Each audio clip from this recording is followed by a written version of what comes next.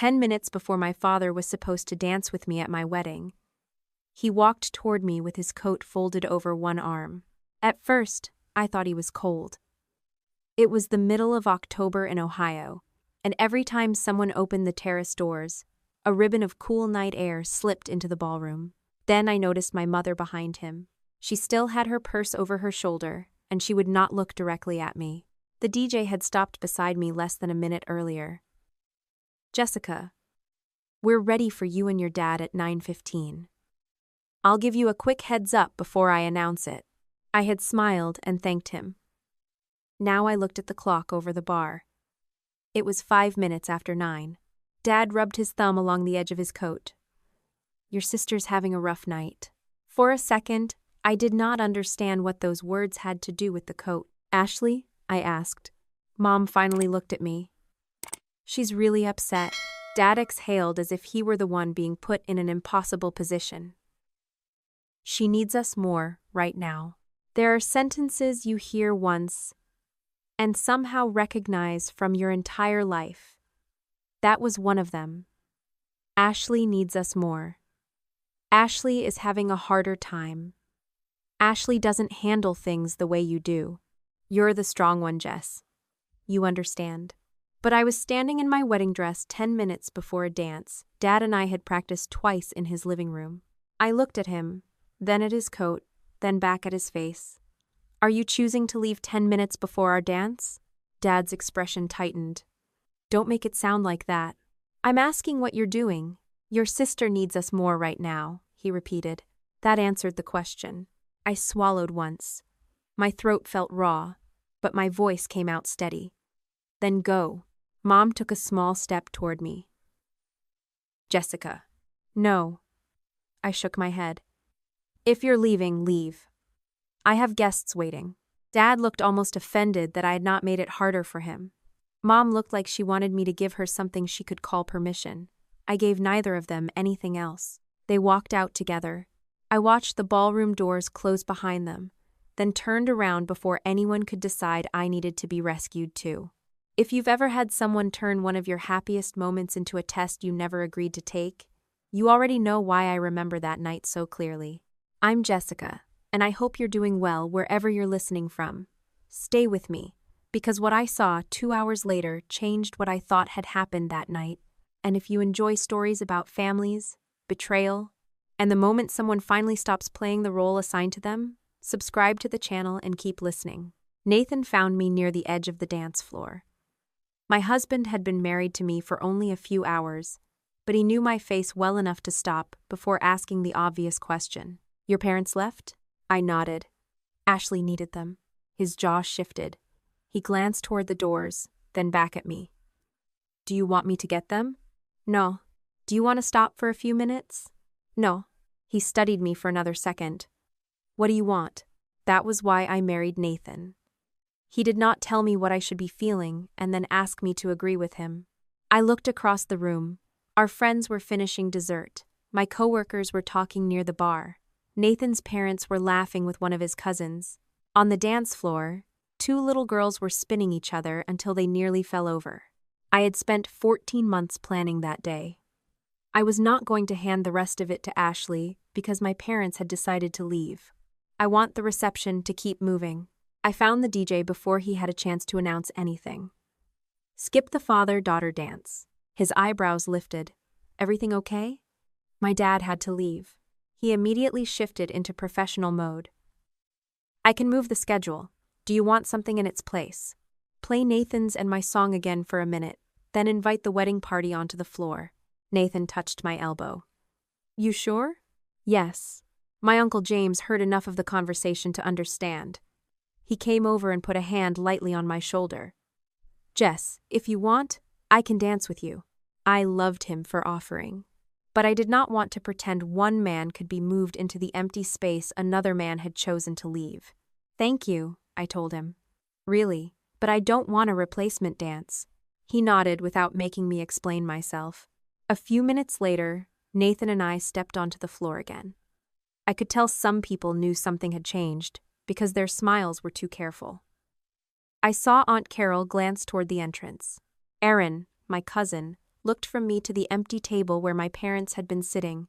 I ignored all of it. Nathan put one hand at my waist. I'm following your lead. That seems dangerous. He smiled. Too late. I signed paperwork. I laughed despite myself. That laugh saved me more than any grand speech could have. By the time our wedding party joined us, the floor filled again. Somebody dragged Uncle James out. One of Nathan's college friends attempted a dance move that should have required a medical waiver. For a few minutes, I almost forgot that my father's place beside me had disappeared. Almost. The reason Ashley had not been in the ballroom when my parents left went back about 2 hours. Before dinner, I had been walking past the bridal room when I heard my younger sister talking to one of my bridesmaids.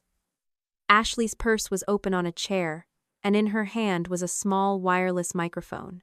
I stopped. What's that? Ashley looked down at it as if she had forgotten she was holding it. Nothing dramatic. With Ashley, that phrase had never once preceded nothing dramatic. She tucked a strand of blonde hair behind her ear. I thought I'd record some ambient stuff. Family voices, little moments, just for me. For you? She gave me the look she used whenever she thought I was deliberately being difficult. For memories. Ashley had a podcast. She had been doing it for a few years by then, and I had stopped listening regularly long before my wedding. Some episodes were about work, friendships, or the strange expectations people put on daughters. Some were about our family. She did not always use names. She did not need to. A Thanksgiving disagreement became, the year I learned family harmony depends on one daughter staying quiet. Dad's tendency to brag about my job became a story about being raised beside the daughter who was always easier to admire. A conversation at a hospital became an anecdote months later. Ashley called those stories her experiences. I called some of them selective editing. The microphone in her hand made my stomach tighten. You're not recording people at my wedding without telling them. Her face changed immediately. I said it's personal, and I'm saying no. You don't own conversations. I'm not asking to own conversations. You're telling me what I'm allowed to do. At my wedding? When it involves recording my guests? Yes. My bridesmaid quietly found a reason to leave. Ashley stared at me. You always need to control the room. There were gentler ways I could have answered. I knew that even then. Instead, I looked around at the ballroom. I had spent more money than I wanted to think about renting and said, "Tonight I paid for the room." Her mouth opened slightly. The second I heard myself, I knew the line was sharper than it needed to be. But I did not take the boundary back. Ashley slipped the microphone into her purse. You know what? Fine. You can stay as my sister, the microphone can't. That's generous. Ashley.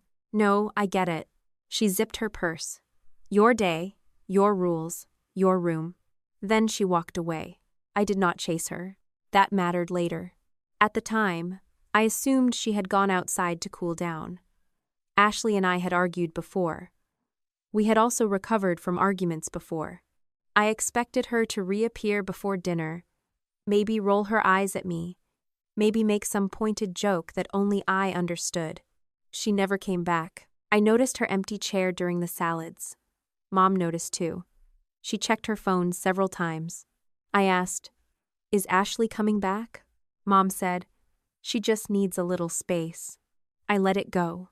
That was one of my habits back then. If I believed I had acted reasonably, I saw no benefit in continuing an argument. I thought silence was maturity. I thought facts had a kind of natural gravity, that sooner or later, everybody sensible ended up standing where the truth was. I would learn how wrong that could be.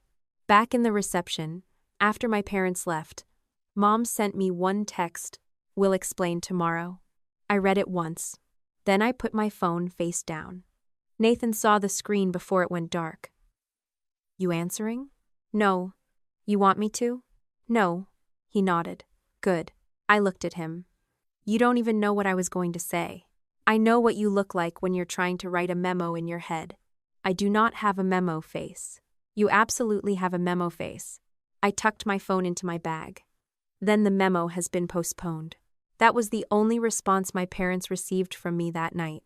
I did not call Ashley. I did not call Dad. I did not demand that Mom bring him back. I did not post anything online. I did not ask the DJ to announce that my father had abandoned me. I kept having my wedding. For a while, that worked. People drank. People danced. The cake was cut. Nathan's father gave a toast that made Nathan cover his face in embarrassment. Erin made me laugh by telling me Aunt Carol had already stolen 2 centerpiece candles because she assumed we did not want them. Around 11, I finally relaxed enough to believe the worst part of the evening was behind me. Then Erin came looking for me. She did not approach with the excited expression of somebody holding wedding photos. She had her phone pressed against her chest. "Jess, can I show you something?" I looked at her face. "Do I want to see it?" "No." "Then why are you showing me?" "Because I think you should decide what you want to do with it before someone else tells you." Nathan was talking to one of his cousins several feet away. I stepped with Erin toward a quieter corner near the coat check. She unlocked her phone. Ashley's social media story filled the screen. For a second, my brain processed the image in pieces.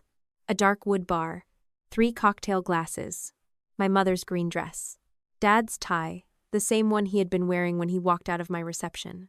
Then Ashley in the middle. She had one arm around Mom and the other around Dad. All 3 of them were smiling. The caption read, "Sometimes you finally learn who shows up." I looked at the photo longer than Erin expected. She whispered. She told them she was falling apart. Dad told me she was having a rough night. She doesn't look like she's having a rough night. That doesn't prove anything. Erin frowned. "Jess, I mean it. She could have been crying an hour earlier. She could feel better because they're there. A picture doesn't tell us that."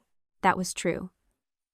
And I refused to pretend otherwise, simply because I was angry. But the picture did tell me something. Dad had left my wedding at 5 minutes after 9. The bar was about 15 minutes away.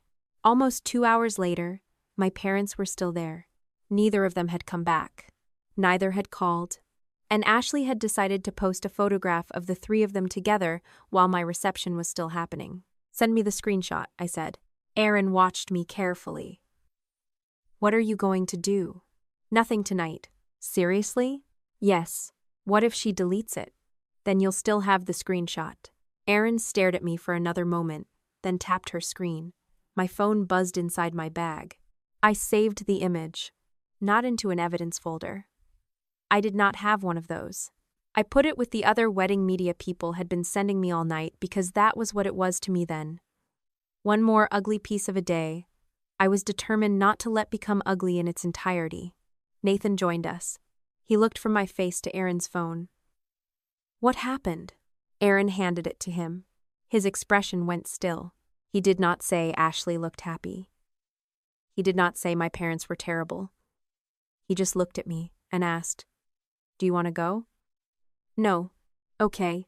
I'm not ending our wedding because they left it." A slow breath left him. "Good." Erin said, "I swear, if I were you, you're not." She stopped. I softened my voice. "I know you're angry for me. I appreciate it. But if I call Ashley now, then tomorrow the story becomes whatever happens on that call." Erin looked back at the photograph. "You think she wants you to call?" "I think Ashley likes reactions." At the time, I meant it in the ordinary sibling sense. I had no idea how literal that would become. 20 or 30 minutes later, Erin found me again. The reception was winding down. The staff had begun clearing empty glasses from tables, and Nathan was saying goodbye to an older relative. Erin held up her phone. "It's gone." "What is?" "Ashley's story." She refreshed the page. "Nothing." The photograph of Ashley between my parents had disappeared before my wedding reception was even over. I looked at the clock. It was not yet midnight. "Maybe she regretted posting it," Erin said. "Maybe." But I thought about the caption. Sometimes you finally learn who shows up. Ashley had wanted somebody to see it. The question was who. I did not stay awake that night trying to solve it. Nathan and I finally left the venue, surrounded by the people who had actually stayed until the end. We went back to our hotel, kicked off our shoes, and sat on the edge of the bed eating leftover cake with plastic forks, because neither of us had managed more than a few bites during the reception. Nathan asked once, "Do you want to talk about your parents?" I leaned against his shoulder. "Tomorrow." He kissed the top of my head. Tomorrow. For a few hours, I believed that was where the problem would wait. The next morning, sunlight was already pushing around the hotel curtains when I reached for my phone. There were congratulations, photographs, messages from friends, and one notification from Ashley's account. She had posted a short clip. New names. No photograph from the bar. Just Ashley looking into the camera, her makeup gone, her voice soft and tired. She said there were moments when a person finally learned whether the people who claimed to love her would show up when she needed them. She said sometimes the day that broke you was also the day your family finally chose you. Then I saw the caption beneath it. Sometimes the day that breaks you is also the day your family finally chooses you. I read it twice. Nathan stirred beside me. What? I turned the phone toward him. He watched without speaking. When the clip ended, I took the phone back and stared at Ashley's face frozen on the screen. My parents and I had not even had our promised conversation yet. Ashley had already published the meaning of what happened. And in her version, my wedding was no longer my wedding. It was the day she had finally been chosen. By the time I finished watching Ashley's clip that Sunday morning, the part that bothered me most was not what she had said. It was what she had left open for everyone else to say. She never mentioned my name. She never said I had thrown her out. She never claimed I had screamed at our parents or demanded they choose me. She talked about being the daughter who had spent years wondering whether her parents would ever show up for her when someone else needed them too. She talked about reaching a breaking point on a night that was supposed to belong to somebody else. Then she said that sometimes the day that hurt the most became the day you finally learned you mattered. That was all. The comments did the rest. One woman wrote that golden children never understood how much damage they caused because the whole family protected them. Another said Ashley's sister probably could not stand losing attention for one night. Someone else wrote that our parents should have chosen Ashley years ago instead of waiting until she was already broken. I read 4 comments and closed the app. Nathan was sitting against the headboard beside me, wearing the hotel robe and eating the last corner of wedding cake we had carried upstairs the night before. That was fast. What was? The jury. I set my phone on the comforter. They don't know anything. They know what she gave them. She barely gave them anything. That may be the point. I looked at him. Nathan held up his fork. I'm not saying she planned the comments. I'm saying she knows her audience. I did not want to spend the first morning of our marriage analyzing my sister's social media strategy. I especially did not want to admit that Nathan had noticed something I had spent years dismissing. Ashley rarely needed to tell people exactly what conclusion to reach. She was very good at arranging the furniture and letting them decide what room they were standing in. My phone rang before I could say anything else. Mom. Nathan glanced at the screen. You want privacy? No, stay. I answered. Mom started with, how are you? Not congratulations. Not did you sleep. Not are you happy. How are you? The question people asked after funerals and accidents. I got married yesterday, I said. So there are several possible answers. There was a pause. Dad's voice came through from farther away. Put her on speaker. A second later, Mom said, You're on speaker. Of course I am. Jessica, Dad said, I'm sorry. I sat a little straighter. Nathan put the cake plate on the nightstand. Dad continued. I'm sorry I missed the dance. I know we planned it. I know what it looked like. What did it look like? Another pause. Mom sighed. Please don't do that. Do what? Turn every word into a deposition. I almost laughed. That was one of Mom's favorite descriptions of me whenever I wanted a direct answer. Asking exactly what somebody meant was apparently a legal proceeding in our family. Dad said, It looked like I walked out on you. You did walk out. I left because Ashley was crying so hard she could barely talk. I let that sit. That was possible. The photograph at the bar did not erase it. People recovered. Alcohol loosened faces. Parents arrived. Pain could change shape in 2 hours. I believe she could have been upset, I said. Dad sounded relieved too quickly. Thank you. That isn't the question I'm asking. The relief disappeared. I looked at the digital clock beside the hotel bed. A little after 9 in the morning, Almost exactly 12 hours earlier, Dad had been standing in front of me with his coat over his arm. "Why did you leave at 9:05? Dad hesitated. "Because that's when she called." "Why did both of you have to go?" "She asked for us." "And why did it happen 10 minutes before our dance?" "It just happened that way." I looked at Nathan. He did not react. "Dad, what do you want me to say, Jess?" she called. She was hysterical. We went. "You were 15 minutes away from the venue. You could have told her you would come after the dance." Mom cut in. "She wasn't asking us to schedule an appointment." "I didn't say she was." "You make everything sound so clean when you explain it afterward," Mom said. "Real emotions aren't clean." That landed because there was some truth in it. I did like clean explanations. I liked problems that could be broken into steps, assigned to people, handled by deadlines. Ashley had spent most of our lives accusing me of treating feelings like inefficient meetings. But Dad leaving the ballroom was not a feeling. It was an action. "I'm not asking whether Ashley's emotions were legitimate," I said. "I'm asking why Dad left 10 minutes before the father-daughter dance." Mom said, "You handled it beautifully." The change in direction was so abrupt that I almost missed it. "What?" "The reception. You didn't make a scene. You kept everything moving. Your uncle told us you changed the schedule and went right on dancing. I'm proud of you." I stared at the wall across from the bed. Nathan's eyes met mine. "Why would you expect me to make a scene?" I asked. Mom went quiet. Dad said, "Nobody expected that. Mom just congratulated me for not doing it. She meant you were composed." "I'm usually composed." "That's not always a compliment," Mom said. There it was. Not an answer, but something close enough to make me notice the shape around it. I did not push harder that morning. At the time, I still thought the worst thing my parents had done was make a terrible decision under emotional pressure. Dad apologized again. Mom told me Ashley had been devastated after I confronted her about the microphone. According to Mom, Ashley had felt humiliated, unwelcome, and unwanted at her own sister's wedding. "My wedding," I said. "I know."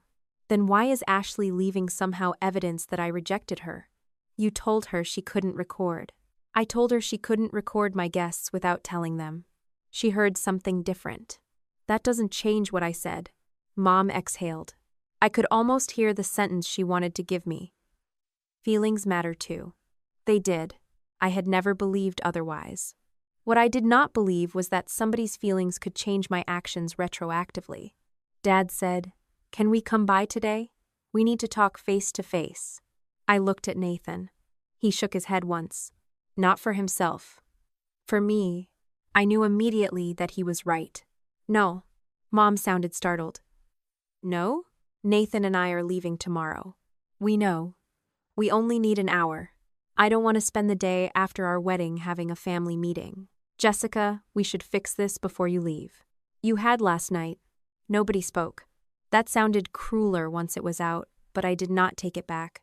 Dad said quietly, "Okay, we're also going to cancel brunch." Mom had arranged a casual post-wedding brunch with relatives who were still in town. The idea of sitting across from my parents while everyone politely pretended Dad had not vanished before our dance made my shoulders tighten. Mom said, "People are expecting us. Nathan and I aren't coming. You're canceling because of Ashley?" "No. I'm deciding how I want to spend the day after I got married." There was a difference, and I needed them to hear it. Dad asked, "How long do you need?" "I don't know. A few weeks without family discussions would be good." Mom reacted exactly as I expected. "A few weeks?" "Jessica, that sounds like punishment." "It isn't punishment. It certainly feels like it. That doesn't make it punishment." Nathan's mouth twitched. He knew I had walked directly into one of my own habits again. Facts first, feelings second. I softened my tone without changing the decision. "Mom, I know this hurts. I'm not trying to hurt you. I need space because I don't trust myself to have a useful conversation right now." That was more honest. She was quiet for several seconds. Fine. It was not fine. But the call ended. Nathan picked up the cake plate again and handed it to me. "Breakfast?" "Apparently. You know normal newlyweds order room service. We spent enough yesterday." He smiled. There's my operations director. I took the fork. I remember that quiet morning because it was the first deliberate choice I made after the wedding. I could not control what my parents had done. I could control whether they got the next morning, too. Ashley messaged me that evening. I had ignored 2 notifications from her during the afternoon. The third came while Nathan was packing. I finally opened the thread. I didn't ask them to abandon you. I needed my parents. I read it twice. Then I typed one question. Did you ask Dad to come during our dance? The typing indicator appeared almost immediately, then disappeared, then returned. What Ashley sent had nothing to do with my question. You embarrassed me in front of your bridesmaid over a microphone like I was some kind of criminal, I replied. Did you ask Dad to leave during our father-daughter dance? This time, the typing indicator stayed longer. I didn't tell Dad to miss anything. I called my parents because I was upset. That was closer. Not enough. Did you know the dance was scheduled then? Ashley called me. I let it ring once before answering. What exactly are you trying to prove? She asked. I'm asking a question. You're building a case. Mom's word from that morning. Deposition. Case.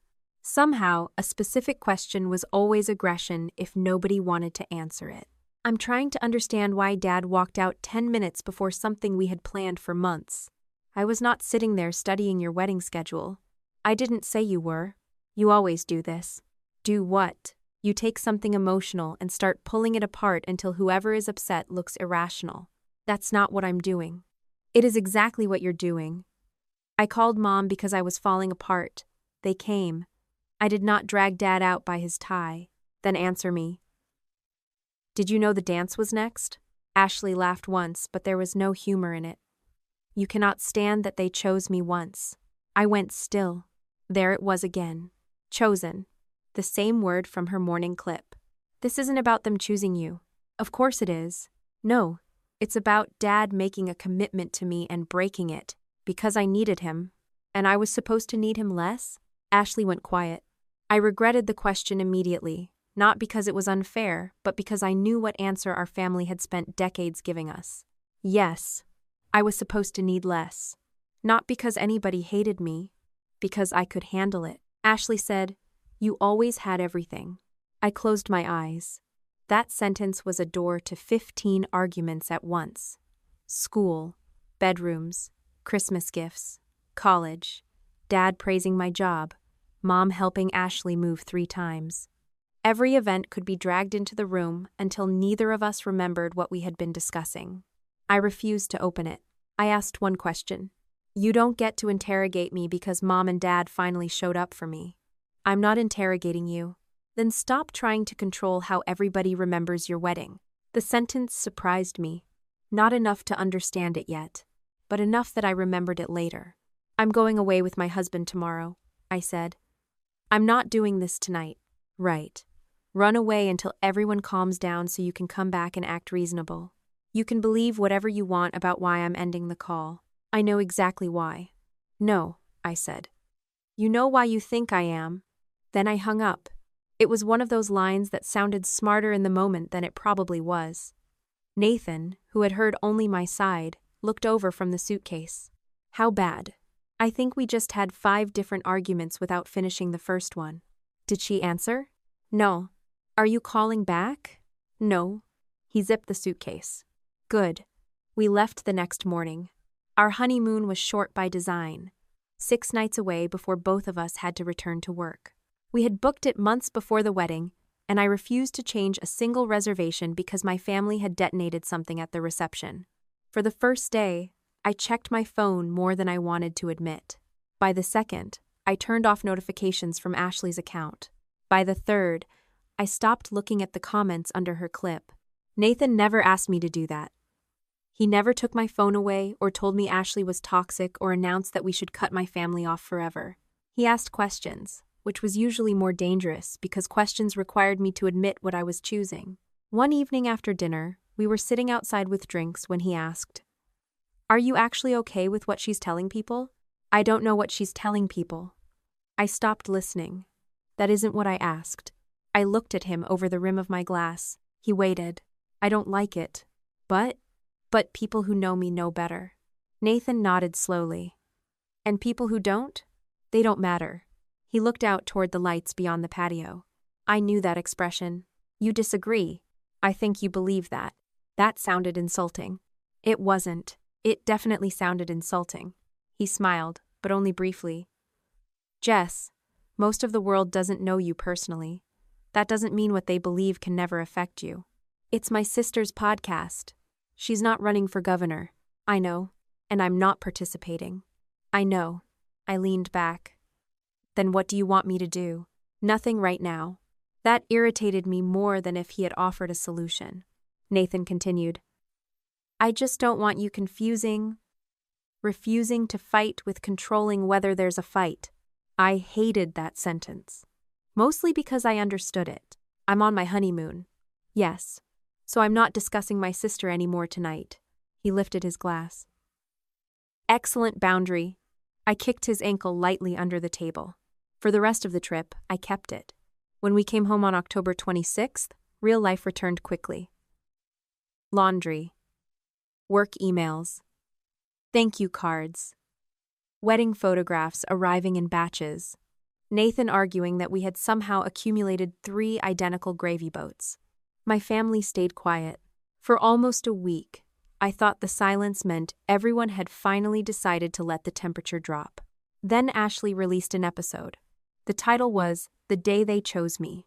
I found out because Aaron sent me the link with one sentence. You should probably know this is up.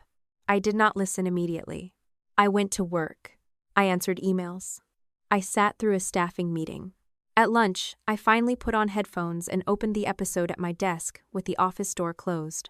Ashley's voice was softer than it had been on our phone call. She started by saying the episode was not about revenge. That should have warned me. She talked about arriving at a major family event, already feeling like an outsider. She said she had tried to participate in a way that felt natural to her, and had been reminded that other people controlled what she was allowed to preserve. The microphone. She never said I screamed. She never said I threw her out. She said, eventually I understood I wasn't welcome, so I left. Technically, Ashley had left. Technically, I had set a rule she hated. The space between those two facts was where the story changed. Then she talked about calling our parents because she was unraveling. That part could have been completely true. She talked about how powerful it felt when they came. Also true. Then she said, for once, nobody told me to wait until my sister's important moment was over. I paused the episode. I had never told Ashley to wait. Dad could have. Mom could have. Neither had. But the sentence was constructed carefully enough that Ashley had not actually accused me of saying it. I resumed. She talked about the photograph at the bar without mentioning that she had deleted it. She said she had smiled because sometimes relief looked inappropriate from the outside. I agreed with that. Then she moved into the aftermath. What happened after that, Ashley said, showed me more than the decision itself. There are people who are comfortable with you only when you accept your place in the family. When that place changes, even slightly, they cannot look at you the same way. My sister couldn't even look at our parents afterward. I stopped the recording. This time I did not resume. I sat very still at my desk. I had not looked at my parents afterward, because I had not seen them. They left the wedding and did not return. I had gone on my honeymoon the next morning without meeting them in person. Ashley had taken an absence of contact and turned it into a physical reaction. Small, almost trivial, but false. My phone buzzed. A message from Aaron. I'm sorry. I typed back. For what? Her answer took a minute. The comments are getting ugly. I did not ask for screenshots. I had finally understood that I did not need to know what strangers were saying to know the mechanism. Ashley would speak in emotionally flexible sentences. People who already identified with her would supply the sharpest conclusions. Then if anyone challenged her, she could point out that she had never actually used those words. Except now she had given me something different. My sister couldn't even look at our parents afterward. That was not an emotion. That was an event, and it had not happened. I opened the text conversation between Ashley and me from the week before. Did you ask Dad to come during our dance? Twice. No answer. I took screenshots of the exchange. Not because I had a plan. Not yet. I simply did not like relying on memory when something already felt slippery. That afternoon, an email arrived in my work inbox from a name I did not recognize. Mara Ellis. The subject line read, "Fact check request." For a moment, I assumed it was spam. Then I opened it. Mara introduced herself as a producer working with Ashley on the development of a limited audio series. She said the project included stories involving family members and that their team was confirming a small number of factual details where possible. Participation was optional. She was not requesting an interview.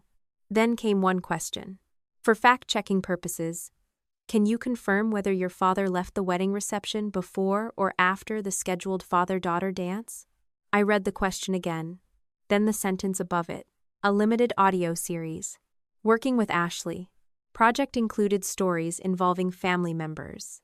My cursor hovered over the reply button. The episode had been online for less than a day.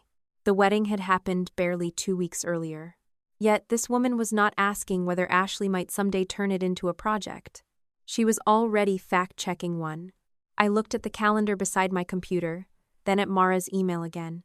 For the first time since Dad had picked up his coat, my anger moved aside and something colder took its place. A question.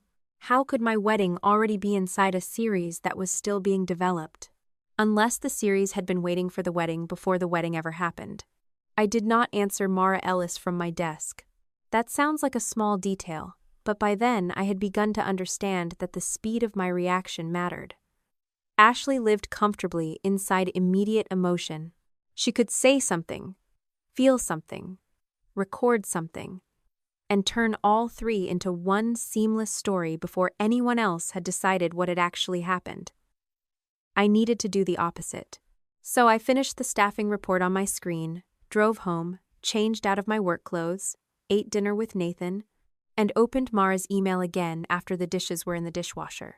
The question was still as narrow as it had been that afternoon. Could I confirm whether Dad left before or after the scheduled father-daughter dance? I did not tell Mara about Ashley's microphone. I did not attach Aaron's screenshot. I did not explain our childhood or tell her that my mother had congratulated me for not making a scene. I opened the final wedding schedule the coordinator had emailed me and checked the time even though I already knew it. Then I replied. The father-daughter dance was scheduled for 9:15. My father told me he was leaving at approximately 9:05. The dance did not occur. I read it twice before sending. Nathan was sitting across from me at the kitchen table, sorting through thank you cards. That's it? That's what she asked. You're not asking what Ashley told them? Not yet. You're showing remarkable restraint for a woman who makes spreadsheets for vacations. I have never made a spreadsheet for a vacation. He stared at me. I made one itinerary, with conditional formatting. That was because the reservation times changed. Nathan smiled and went back to the cards. Mara answered the following morning. She thanked me, then asked 2 more questions. Had I instructed my father to leave the reception? Had I told him, either before or after his departure, that he was not allowed to return? I read those questions more slowly. No, I replied to both. I almost added that I had asked Dad whether he was choosing to leave. I deleted the sentence before sending it. Mara had not asked what I said to him. She had asked whether I told him to go or forbade him from coming back. The answer was no. Her next email arrived that afternoon. She asked whether I would be willing to speak by phone for 20 minutes. She wrote that there were discrepancies in what she called the present-day section of the series treatment, and that her job required her to verify certain concrete details where possible. She made clear that I was not obligated to participate, and that she could not provide me with Ashley's confidential development materials. I called Nathan from my office. What does present-day section mean to you? The part happening now. Thank you, Professor. You asked. The wedding was 2.5 weeks ago. He was quiet for a beat. You think Ashley already wrote it into the series? I think somebody did. That distinction mattered to me then. I still did not know Mara. I knew Ashley had a production relationship with her. I knew media projects needed stories, conflict, endings. I had seen enough reality television in hotel rooms to know that supposedly natural moments often became useful because somebody knew where to point a camera. A question had started bothering me. Maybe Ashley had walked into development meetings with years of resentment, and professionals had told her what every story needed. A climax, a confrontation, an ending. Maybe the wedding had looked irresistible to someone whose job depended on making episodes compelling. It was easier, at that moment, to imagine an industry teaching Ashley how to sharpen her version than to imagine my sister independently looking at my wedding months in advance and seeing an opportunity. I agreed to the call. Mara phoned me the next morning at 10. Her voice was calm, brisk, and careful in a way I recognized immediately. She sounded like someone accustomed to knowing which words could create obligations. "Thank you for talking with me," she said. "I want to be very clear about what this is and isn't. I'm checking factual points. I'm not asking you to endorse Ashley's interpretation of the family." "That's reassuring." I assume that wasn't sarcasm. "It was mostly reassuring." She laughed softly. "Fair." I asked the question I had been waiting to ask. How does my wedding already have a present-day section? There was a pause long enough that I knew she was choosing her answer. "The project has been in development for several months." I gripped my pen tighter. "Several months before my wedding?" "Yes." I sat back in my chair. My office door was closed. Through the glass wall beside it, I could see one of my project managers crossing the hallway with a coffee cup. Everything outside my office continued at normal speed. Was my wedding in it? "I can't send you the treatment." "That isn't what I asked." Another pause. "No," Mara said. "It isn't." The similarity to conversations with Ashley was so sharp that I almost smiled. Mara continued before I could speak. "The wedding was discussed as a possible present-day event before it occurred." The pen stopped moving between my fingers. "How far before?" "I'm not comfortable giving you development dates that aren't necessary to the facts I'm checking." "Was it before invitations went out?" "I can't answer that." "Was it before the week of the wedding?" "Yes." That was enough. I stared at the blank margin of the notebook in front of me. Ashley had not come home after my wedding and suddenly realized the night would make a good episode. The possibility had existed before Dad ever put on his coat. I forced myself to stay with questions I could justify. "What exactly are you fact-checking?" "Statements that describe observable actions, timing, or words attributed to identifiable people." "Identifiable even if Ashley doesn't use my full name?" "Yes." That answered another question I had not asked. Mara said, "For example, if someone says they felt rejected, I don't fact-check whether they felt rejected. If they say another person removed them from an event, told someone to leave, made a call, sent a message, or was physically present somewhere, those are different. The difference between emotion and event." Exactly. I liked Mara a little more for that answer, which made me distrust her slightly more. I asked, "How much material has Ashley given you?" Again, Mara became careful. "Enough to support development." "What does that mean?" "It means interviews, notes, previously published material, and some source recordings." "Recordings of family?" "Some family-related material." I thought immediately of the wireless microphone in Ashley's hand at my wedding. "Raw recordings?" "In some cases, yes. Full-length source audio, not only edited clips." It's normal to preserve source material when claims depend on context. She did not offer to play anything for me. I did not ask. At the time, it sounded like an administrative detail. Months later, it would matter far more than either of us knew during that call. I asked Mara one more question. "Did your team tell Ashley the wedding needed to become the ending?" Mara took longer with that answer than any other. "I can't discuss editorial development in that way." That sounds like a yes. It sounds like I'm telling you what I can discuss, which was not the same thing. When the call ended, I had more information and less certainty. The project predated the wedding. My wedding had been discussed before it happened. Production had raw material from Ashley, and Mara would not tell me whether anyone had encouraged Ashley to treat the wedding as a narrative climax. For about an hour, I let myself wonder whether I was angry at the wrong person. Then I called my sister. Ashley answered on the fourth ring. "If this is about Mara, she had no right to drag you into this." That answered one question before I asked it. She emailed me because you used events involving me. She's doing her job, so you knew she might contact me. I knew they fact-check things. Was my wedding already in your series before I got married? Silence. Not confusion. Silence. Then Ashley said, "My life is in the series. You're part of my life." That wasn't my question. You cannot separate every shared family event into private property. I'm not trying to copyright Christmas. Was my wedding discussed for the series before it happened? Ashley exhaled. We discussed that it might be relevant. How? As an ending. Maybe. My hand tightened around the phone. An ending to what? The present-day arc. You already had an arc for my wedding? No. God, Jessica.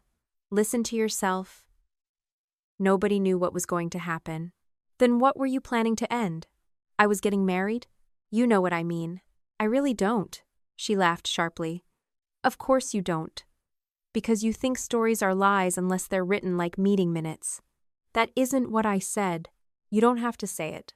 You do this every time I talk about our childhood. You pull out dates and receipts and decide that if one detail isn't exactly the way you remember it, then none of my experience counts. I am asking whether you plan to use my wedding before the wedding. Yes, we discussed it. Finally, the word sat between us. Yes. I let myself absorb it before asking anything else. Why? Because it was a major family event. That's not enough. It is when the series is about family. You went into my wedding already thinking about how it might end your story. No, we discussed possibilities. Who is we? I'm not giving you names so you can start calling people. I already know Mara's name. You know exactly what I mean. I did. Ashley thought I was about to organize an opposition campaign. Call producers, send documents, recruit cousins, build a case. Part of me wanted to. Part of me wanted to ask for every draft, every recording, every line where my sister had turned me into a supporting character in a story I had never agreed to tell. But wanting information and being entitled to it were different things. So I stopped. I'm not asking for your treatment, I said. I'm asking you not to describe things I did that didn't happen. I haven't. You said I couldn't look at Mom and Dad after they left. You couldn't. I didn't see them. You avoided them afterward. I went on my honeymoon. You refused brunch. The morning after they walked out of my wedding. Exactly. I closed my eyes. There it was again. I made a decision. Ashley supplied motive. I took space. Ashley translated it into punishment. I canceled brunch. Ashley translated it into avoidance. You know what? I said. This is why I'm going to answer Mara's factual questions. Ashley's tone changed immediately. So now you're helping them investigate me. No, I'm helping them verify things said about me. Same difference. It shouldn't be. She went quiet. Then she said, You've always needed to be the official version. I almost argued. Instead I asked, And you don't? Ashley hung up. That evening, I opened a spreadsheet. Nathan walked behind my chair, stopped, backed up, and stared at the screen. No. I kept typing. No what? No, whatever this becomes. It's 4 columns. That's how it starts.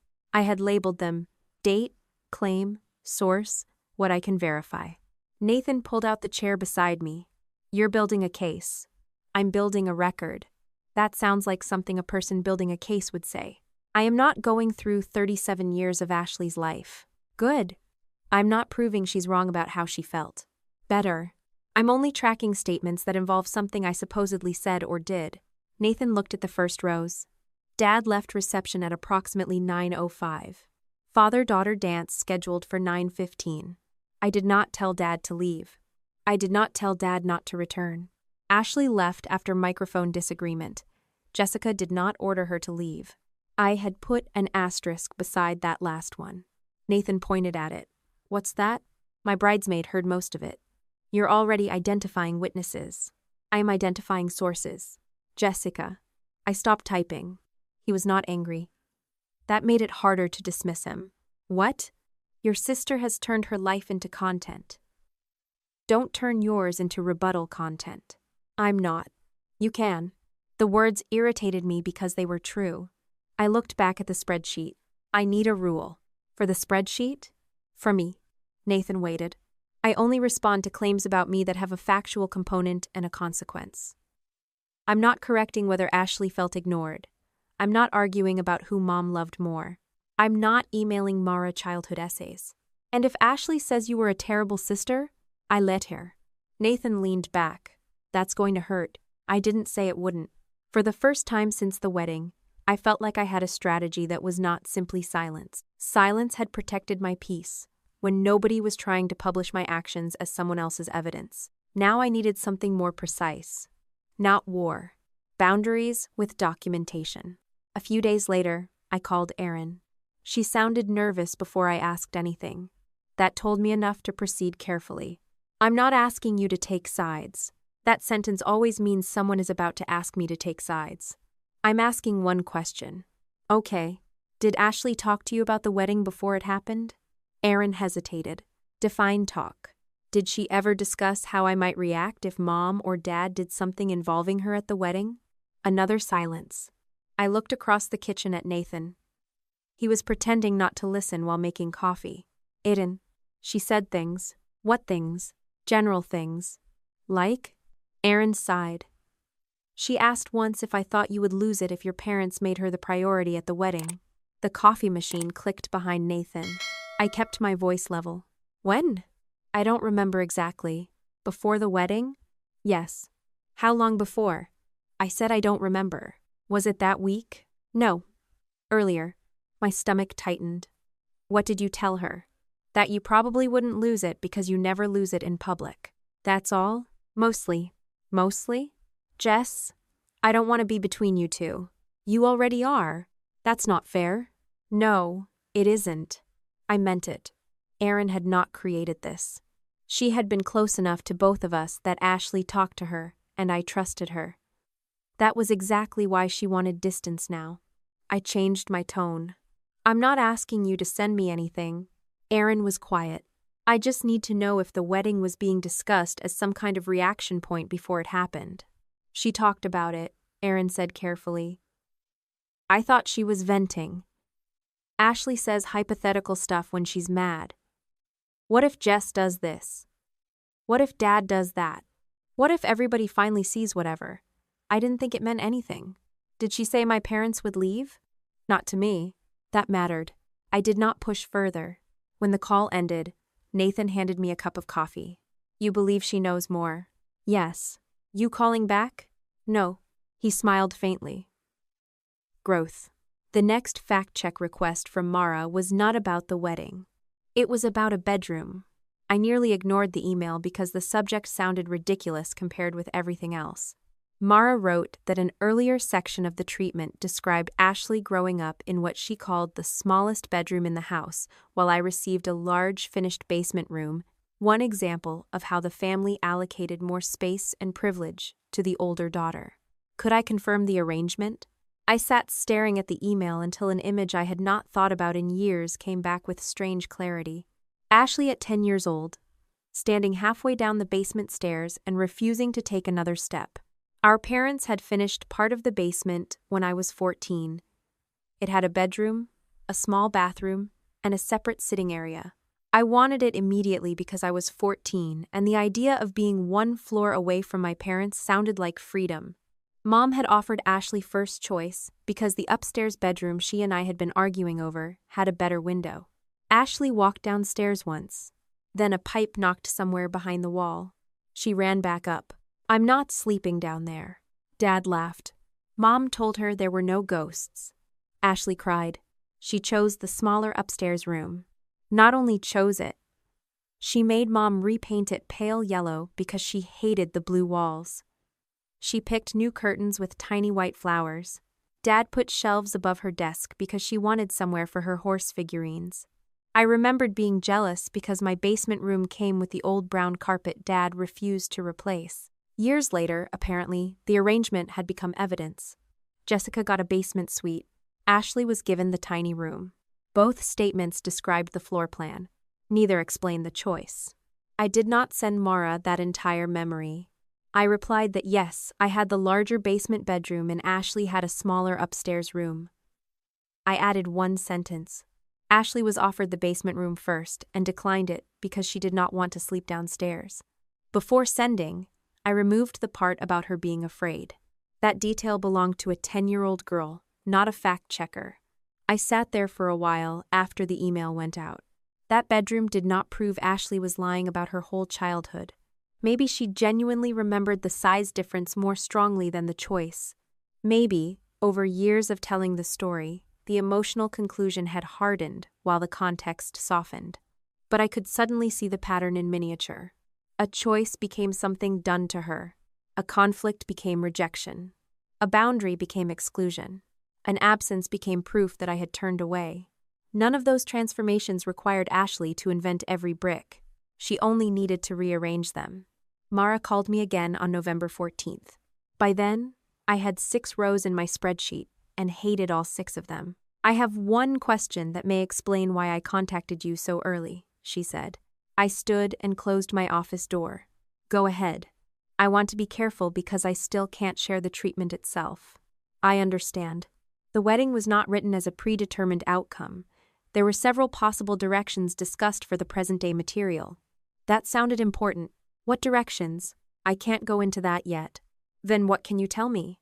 Mara exhaled softly. The working title for that section was The Wedding Test. I stopped writing. "What?" "The wedding test." I stared at the words I had automatically written in my notebook. Wedding. Test. Until that moment, I had been asking whether Ashley planned to use what happened at my wedding. That phrase changed the question. A story used something after it happened. A test existed before the result. I looked down at my spreadsheet. At 9:05, 9:15, microphone, left voluntarily, no call, no ban on returning. Then I thought about Aaron telling me Ashley had wondered whether I would lose it if my parents made her the priority. For the first time, I stopped asking what Ashley had expected to happen at my wedding. I started asking who, exactly, she had been testing. Aaron called me 3 days after Mara told me the present-day section of Ashley's project was called The Wedding Test. She started apologizing before I had even said hello properly. "I should have told you this when you asked me about Ashley talking before the wedding." I was standing in our kitchen with my laptop open in front of me. The spreadsheet I had promised myself would remain small, already larger than I liked. "Told me what?" I asked. Erin went quiet long enough that my stomach tightened. Then she said, "There's an email." I did not ask her to forward it immediately. That surprised both of us. Instead, I asked when Ashley had sent it.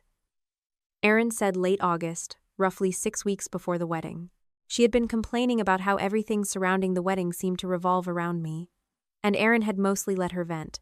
Then Ashley sent a message that Erin had forgotten about until our last conversation made her search her inbox. "I thought it was one of those hypothetical things she does," Erin said. I didn't think she was planning anything.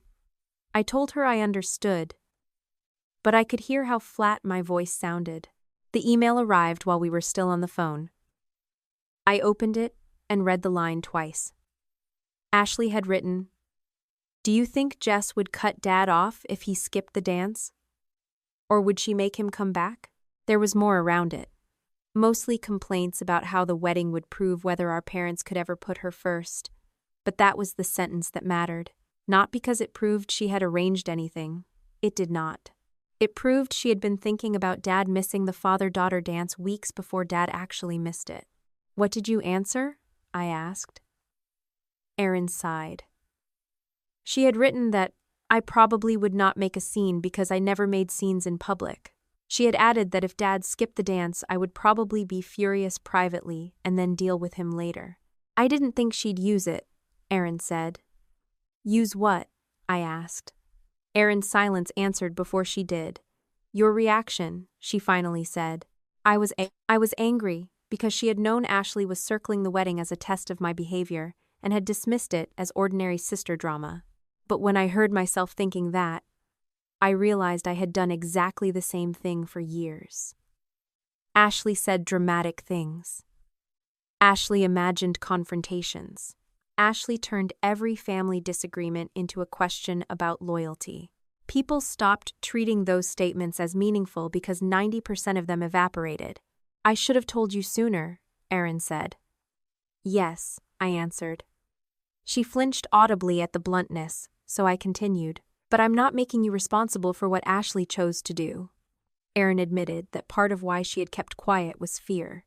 She did not want Ashley accusing her of taking my side, and she did not want me deciding she had been helping Ashley. She wanted to remain the cousin both of us could call. That worked really well, I said. Erin gave a miserable laugh. I regretted the sarcasm immediately, but I did not apologize for the point underneath it. That night, Nathan read the email at the kitchen table. He looked at it for almost a minute, then handed my phone back. That's ugly. I nodded. It's not enough. He raised an eyebrow. Not enough for what? I looked at the spreadsheet.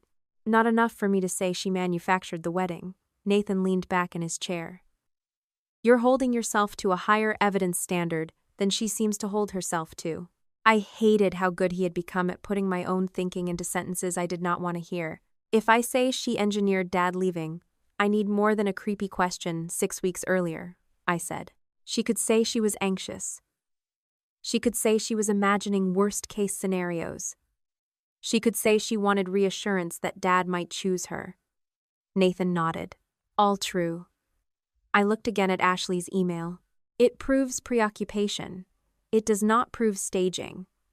Nathan tapped one finger against the table. And what would prove staging? I did not answer because I did not know yet. A few days later, Mara sent another fact-check question that had nothing to do with the wedding. Ashley had apparently discussed her college graduation in an older section of the project. According to the material Mara was reviewing, I had been too busy to attend and had not cared enough to make the trip. I remembered that weekend immediately, but I did not trust memory anymore just because it arrived quickly. So I searched my email. The flight cancellation receipt was still there. So was the thread with Ashley. She had graduated from a state university more than a decade earlier. I had booked a Friday flight and a hotel room because the ceremony was Saturday morning. 4 days before graduation, Ashley emailed me to say she and her boyfriend at the time had decided to leave immediately after the ceremony for a weekend trip. She did not want me spending money to come because she would barely see me. I had replied that I already had the ticket and could still attend the ceremony. Ashley wrote back, "Seriously, don't come. We're leaving right after and Mom and Dad are already making it a whole thing." I canceled the flight. At the time, I had been irritated, but not devastated. Ashley changed plans constantly in her 20s. She acted first and cleaned up the emotional debris afterward. We joked about it more than we fought about it. Yet, years later, in one of her podcast episodes, she described graduating while the sister who always had time for work somehow couldn't make time for one day that mattered to me. The event had not been invented from nothing. I had not attended. She had graduated without me there. But the choice that created my absence had disappeared. I emailed Mara the cancellation receipt and the old email thread. I added no commentary except one sentence explaining that Ashley had specifically asked me not to attend after changing her plans. I did not tell Mara what conclusion to draw. That was becoming important to me. I wanted the record to be cleaner than my anger. Later that evening, I sat on our couch and thought about the graduation story beside the bedroom story. Ashley remembered getting the smaller room. She forgot choosing it. She remembered me missing graduation. She forgot telling me not to come. She remembered leaving my wedding after our argument. She described it as not being welcome. Each story had enough truth to survive a casual inspection. The missing part was usually the decision she had made immediately before everyone else's response. The pattern made me uncomfortable for a reason that had nothing to do with proving Ashley evil. I did not think she spent years consciously constructing lies, one brick at a time. That would have been easier. I thought she had told some version so many times that the emotional conclusion became more solid than the sequence that produced it. Chaos became abandonment. Her choice became someone else's rejection. Her fear became somebody else's intention. Mom called on November 29th. Her opening line was, "Can we please stop this before Christmas?" I was at my desk at home finishing a budget forecast. Stop what? You know what? If I knew, I wouldn't ask. Jessica, this is exactly what I mean. Everything has to be precise. Mom, you called me, she sighed. Ashley says you're talking to people involved with her series. They contacted me to verify things said about me. She feels like you're building a case against her. I'm answering factual questions. She's your sister. That sentence irritated me more than it should have. And I was her sister when she put my wedding into a project before it happened. Mom went silent. Not the normal silence of someone choosing words. A heavier one. I closed my laptop. Mom, it wasn't supposed to be cruel. My hands went still on the desk. I had not asked whether it was cruel. Did you know she called it a test? Mom inhaled slowly. Ashley wanted to know what it would feel like to be chosen.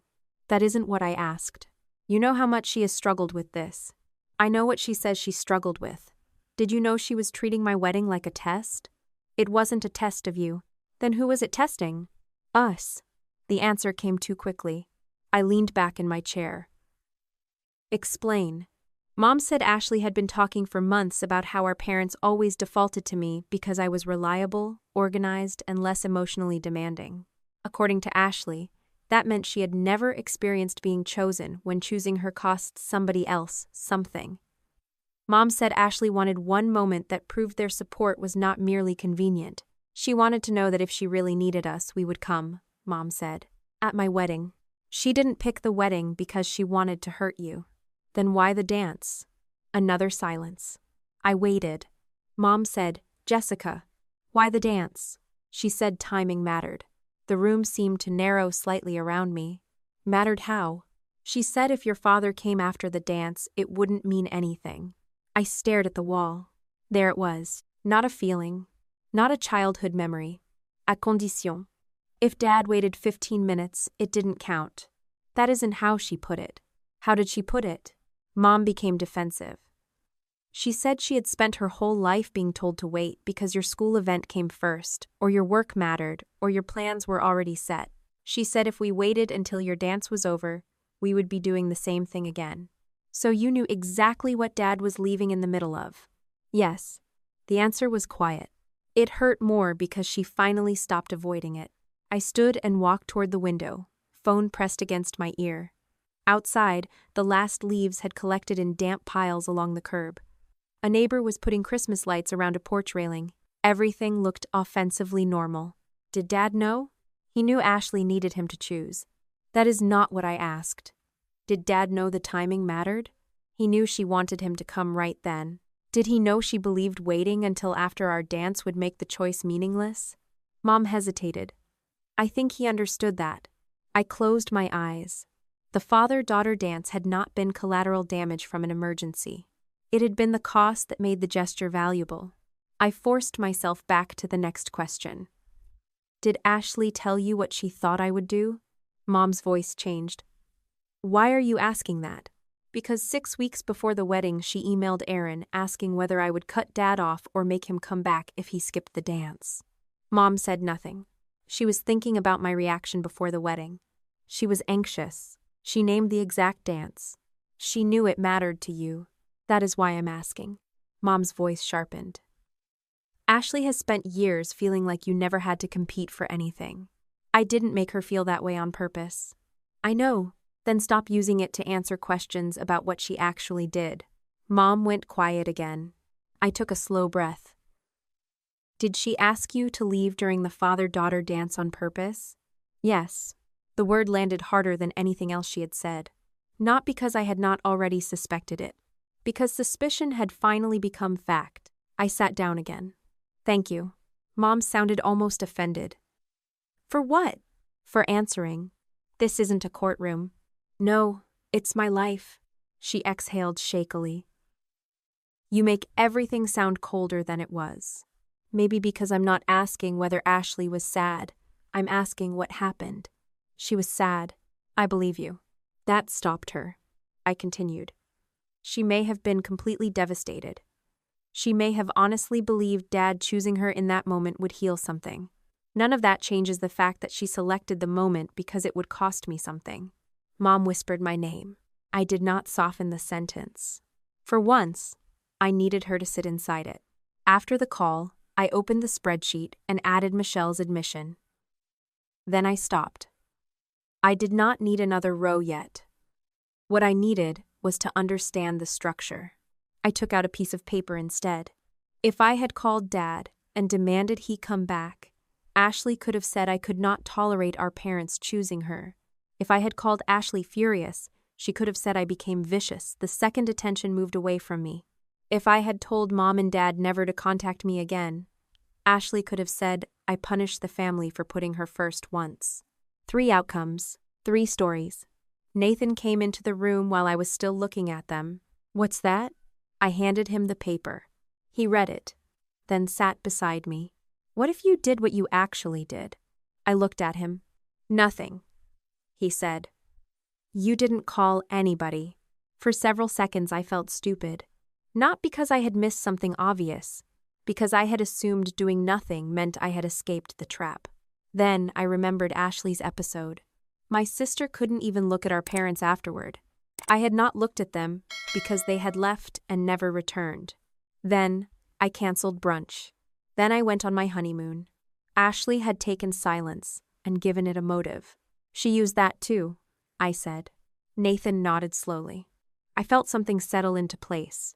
Ashley did not need me to produce one specific reaction. She needed an interpretation. If I chased Dad, I was controlling. If I attacked her, I was jealous.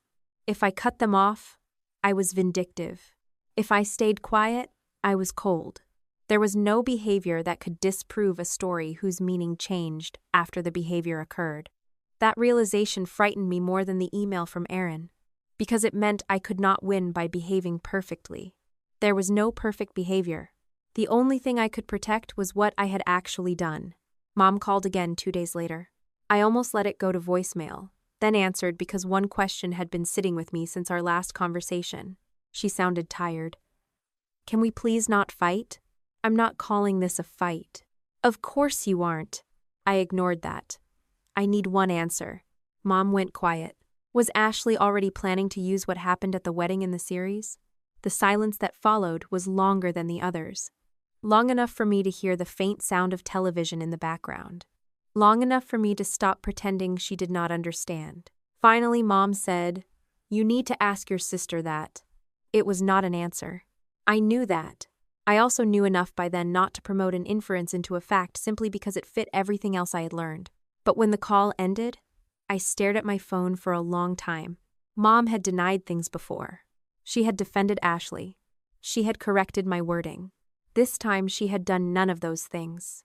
She had simply refused to answer. And for the first time, I began to wonder whether Ashley had not been the only person who knew my wedding was supposed to become part of a story before I ever walked down the aisle.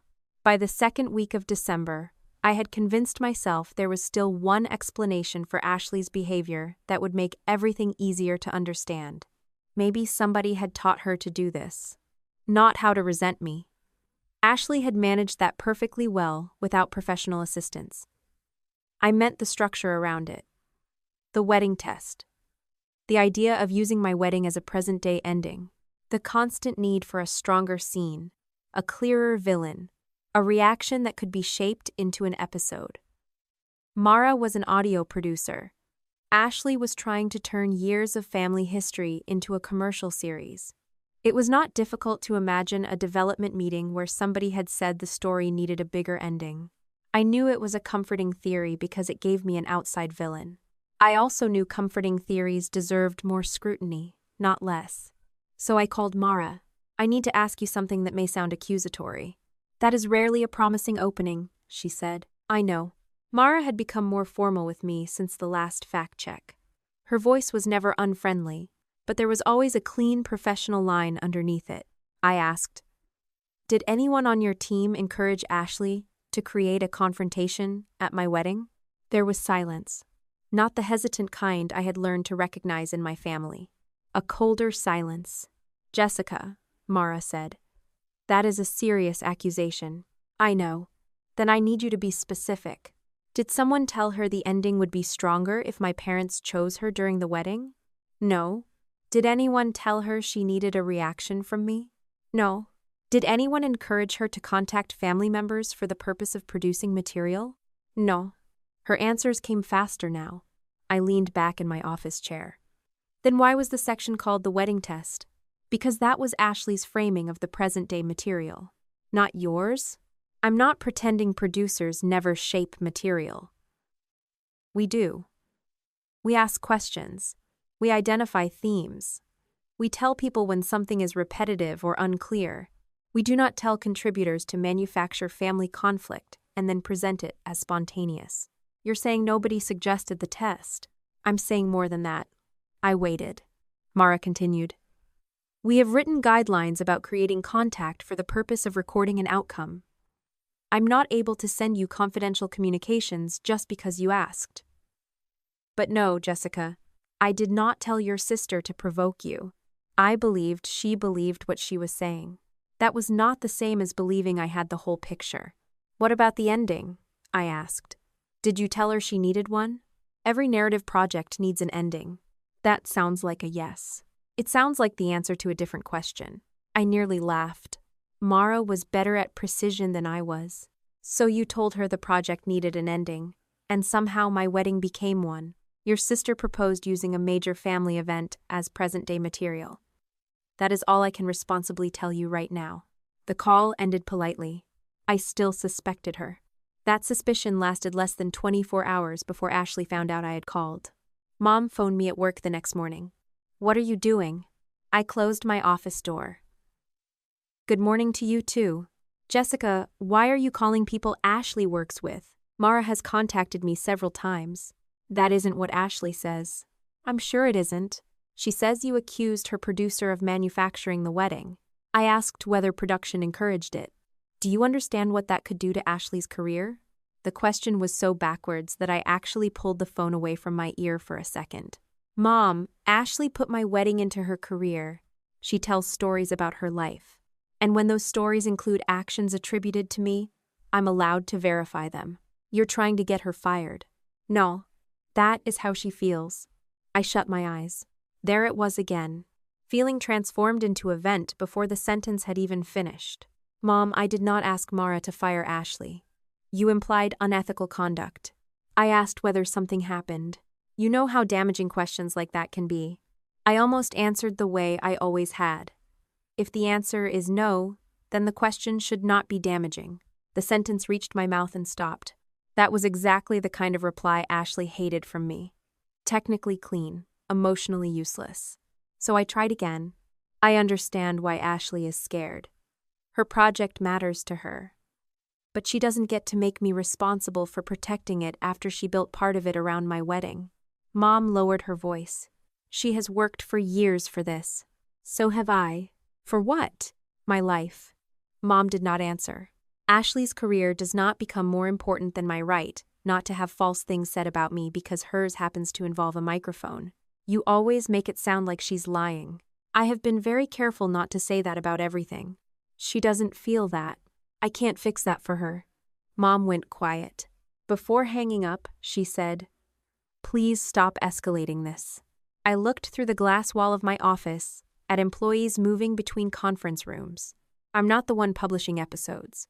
3 days later, Ashley published another one. The title was, When the Golden Child Controls the Story. I saw it before Aaron could warn me. That should tell you how much my habits had already changed. I had started checking Ashley's public feed once each morning. Not obsessively, though I am aware everyone who says that sounds obsessive. I checked because I no longer wanted to learn about claims involving me from a cousin after they had already traveled for hours. Ashley opened the episode by talking about credibility. She said people from controlling families often learned that only one person was allowed to define what had happened. The approved daughter, as she called this unnamed person, had dates, documents, professional language, and a talent for making everyone else sound unstable. I knew exactly who she meant. Then she said, "Recently, someone in my family contacted people involved in my work because she didn't like the way I described my own experiences. Someone. My family. She never said Jessica. She did not need to." Ashley had mentioned my first name on older episodes. She had talked generally about having an older sister who worked in operations. She had mentioned our metro area more than once. My company had a public staff page. I knew that because 2 days later a message appeared in my work inbox. The subject was simply, "Shame on you." I stared at it for several seconds before opening it. The sender accused me of trying to destroy a survivor because I could not control what she said anymore. I deleted it. An hour later, another arrived. This one was more polite and somehow more irritating. It said I should listen instead of litigate my sister's trauma. I had not litigated anything. I had not hired a lawyer. I had not even posted a response. By Friday, I had received 4 messages at work. 4 was not hundreds. Nobody threatened me. Nobody called my boss. The company did not lose a client. But 4 strangers had crossed a line I had spent years pretending did not exist. People who did not know me had reached my professional inbox because of something Ashley said. That evening, I showed Nathan. He read the messages, then looked at me. "Still think people who don't know you don't matter? I was hoping you'd forgotten saying that. I married you. Unfortunately, I remember things." I closed the laptop harder than necessary. I could end this in 10 minutes. Nathan did not ask what I meant. He waited. I opened my phone and pulled up Aaron's screenshot from the bar. Then the August email. "Do you think Jess would cut Dad off if he skipped the dance?" I had Mom's admission that Ashley had wanted Dad to leave before our father-daughter dance. I could post all of it. Not every private conversation. Just enough. A photograph. A date. A question Ashley had asked 6 weeks before the wedding. I could write, "Here is what actually happened." The urge was physical. Hot behind my ribs. For once, I wanted Ashley to wake up and find thousands of people studying her words instead of mine. I opened a social media draft. Nathan watched without stopping me. "That's it?" I asked. "What? You're not going to tell me this is a terrible idea?" "I don't know if it is." That annoyed me. "You clearly think it is." "I think you should know what you want it to accomplish." "I want people to know she planned the timing." "Do you know that yet?" Mom admitted Ashley wanted Dad to come before the dance. That proves the timing was intentional. And Aaron's email proves she was thinking about my reaction. "Yes. So, what's missing?" Nathan leaned his elbows on the table. "Your conclusion." I looked at him.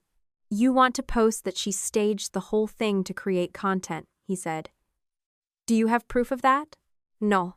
"Then, what happens when Ashley says you took a therapy exercise or some emotional loyalty test and deliberately misrepresented it as a media stunt?" I hated that he was right. I hated something else more. I knew exactly what Ashley would do with my post. She would record an episode about being attacked publicly by her sister. She would cry, maybe sincerely. Her audience would divide into camps. Mine, if I suddenly acquired one, would do the same. Then we would spend months feeding each other screenshots while the original question disappeared. I deleted the draft. Nathan said nothing. "I'm not afraid of her," I told him. "I know. I'm not refusing to answer because I'm weak. I know. I'm refusing because that is her arena." Nathan nodded. "And what's yours?" I looked at the spreadsheet on my laptop. Things that can be checked. For the first time, the answer did not feel defensive. It felt like strategy. Christmas passed quietly by our family's standards. Nathan and I spent Christmas morning with his parents. I sent Mom and Dad gifts. They sent ours. Ashley and I exchanged nothing. The production review slowed over the holidays, which I found frustrating at first, and then realized was completely normal. People took vacation. Offices closed. Nobody canceled a series between Christmas dinner and New Year's Day because 2 sisters disagreed about a wedding. That helped me. Time stripped some of the drama from my thinking. By early January, I was less interested in defeating Ashley than I was in finding the edge between her feelings and my facts. Then Mara emailed me. The subject was follow-up regarding development materials. Her first paragraph said production council had approved her sharing a limited factual clarification because I had raised a concern about whether the team encouraged manufactured contact. I read the next lines twice. Several weeks before the wedding, Mara had sent Ashley a written development note. She quoted the relevant sentence. "Do not provoke or manufacture family contact for the project. We can only document what occurs naturally. Ashley had replied. Of course. I sat motionless. No ambiguity. No producer whispering that the story needed fireworks. No industry villain pushing my sister past an ethical line. In fact, Mara had told her the opposite. I called Mara immediately. You warned her. Yes. Why? Because we were discussing present-day material involving people who had not agreed to participate. The wedding, among other things. And she told you she understood. Yes. I looked down at Ashley's reply on my screen. Of course. 2 words. Casual. Almost offended that anyone thought a warning was necessary. I asked. What exactly did the treatment say? Mara took a breath. I can give you a limited description because it directly relates to the concern you raised. The treatment did not predict one specific outcome. That mattered. What did it predict? It framed the section as the wedding test. What happens when my parents choose me for once? My jaw tightened. Mara continued. There were several possible reactions Ashley thought might be meaningful. What reactions? She thought you might demand your father return. She thought you might confront her. She considered that you could distance yourself from your parents afterward. I stared at the wall. Different outcomes. Same conclusion. If I made Dad come back, I couldn't tolerate them choosing her. Mara did not respond. If I confronted Ashley, I was attacking her because they chose her. Still nothing. If I pulled away afterward, I was punishing the family. I'm not going to interpret the treatment for you. You don't need to. I already understood. Ashley had not predicted the future. She had built a situation in which several futures could be useful. The question was whether the situation itself had been created for the project. Mara said, There's another point I can clarify. I waited. The bar story. My body went still. You saw it. Yes. The final line of my wedding thumbnail, if I had thought of my life that way back then, would have been that Ashley did not know who else had already seen her post. Now I knew. Mara had. How? I followed Ashley. We were working closely. The wedding had already been identified as possible present-day material, so when she posted that night, I noticed. Do you have the screenshot? I'm not relying on a screenshot for exact posting metadata. I made a production note when I saw the story live. What time? Mara gave me the approximate time she had recorded in her note. It fell during my reception. After Dad left. Before Ashley deleted the story, I closed my eyes. Aaron had not been the only independent witness. What did you think when you saw it? That it didn't match part of the framing I had been hearing. What framing? Mara was careful again. Not that Ashley couldn't have been upset. A photograph cannot establish that. I know. The significance was the way she framed your parents' presence publicly while the wedding was still ongoing. Sometimes you finally learn who shows up. I remembered the caption perfectly. That post had never been proof Ashley was happy. It was proof that, in the moment, she understood my parents arriving at the bar as a meaningful choice. A choice worth publishing. Then worth deleting. I asked, why didn't you challenge her immediately? I did ask questions afterward. And? Her explanation changed depending on what part I asked about. My fingers tightened around the phone. How? I'm not authorized to go further today. I almost pushed, then stopped myself. Mara had already given me something more important than another contradiction. She had destroyed my favorite explanation. Ashley had not been manipulated by a producer. She had been explicitly told not to provoke family contact.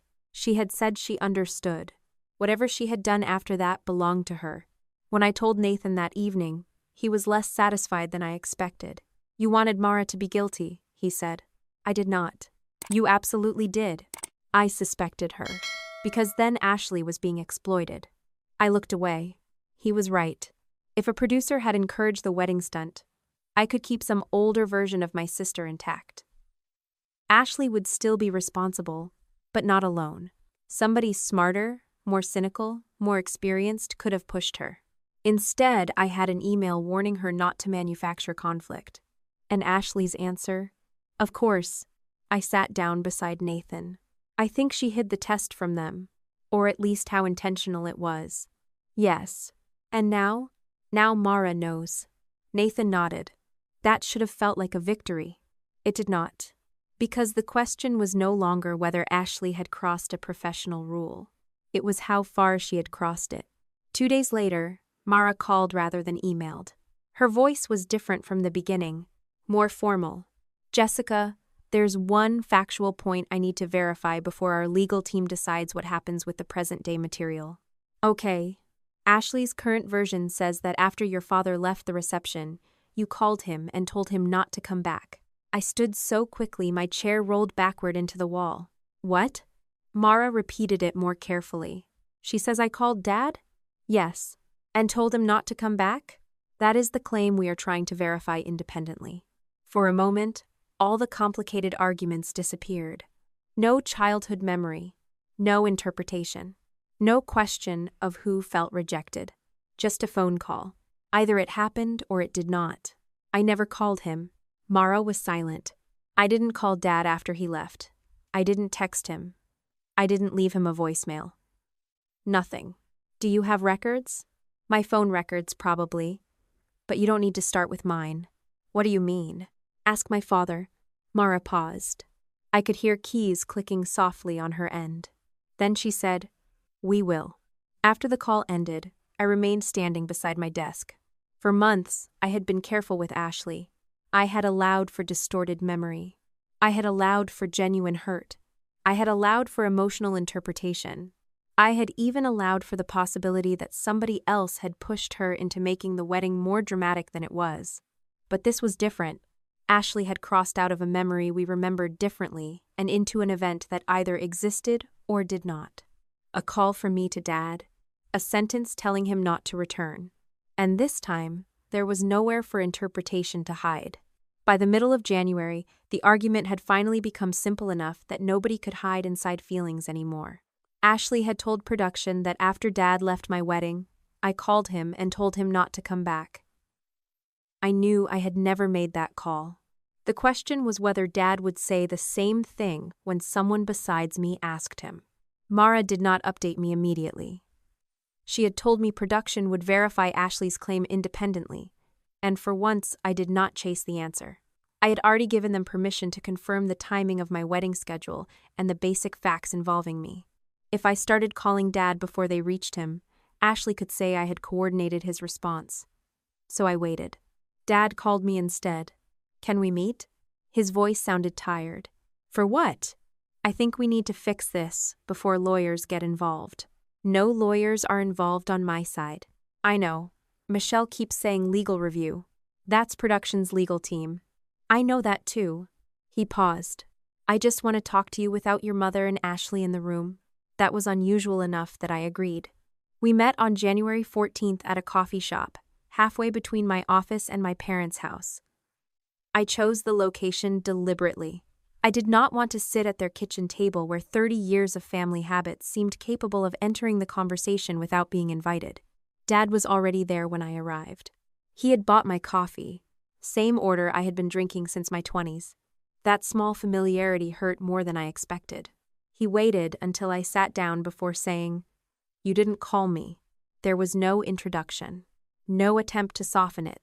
"No. After I left the reception, you never called." "No. You didn't text me." "No.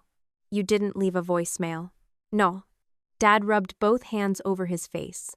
I told the producer that. For a moment, I did not feel victorious. I felt tired.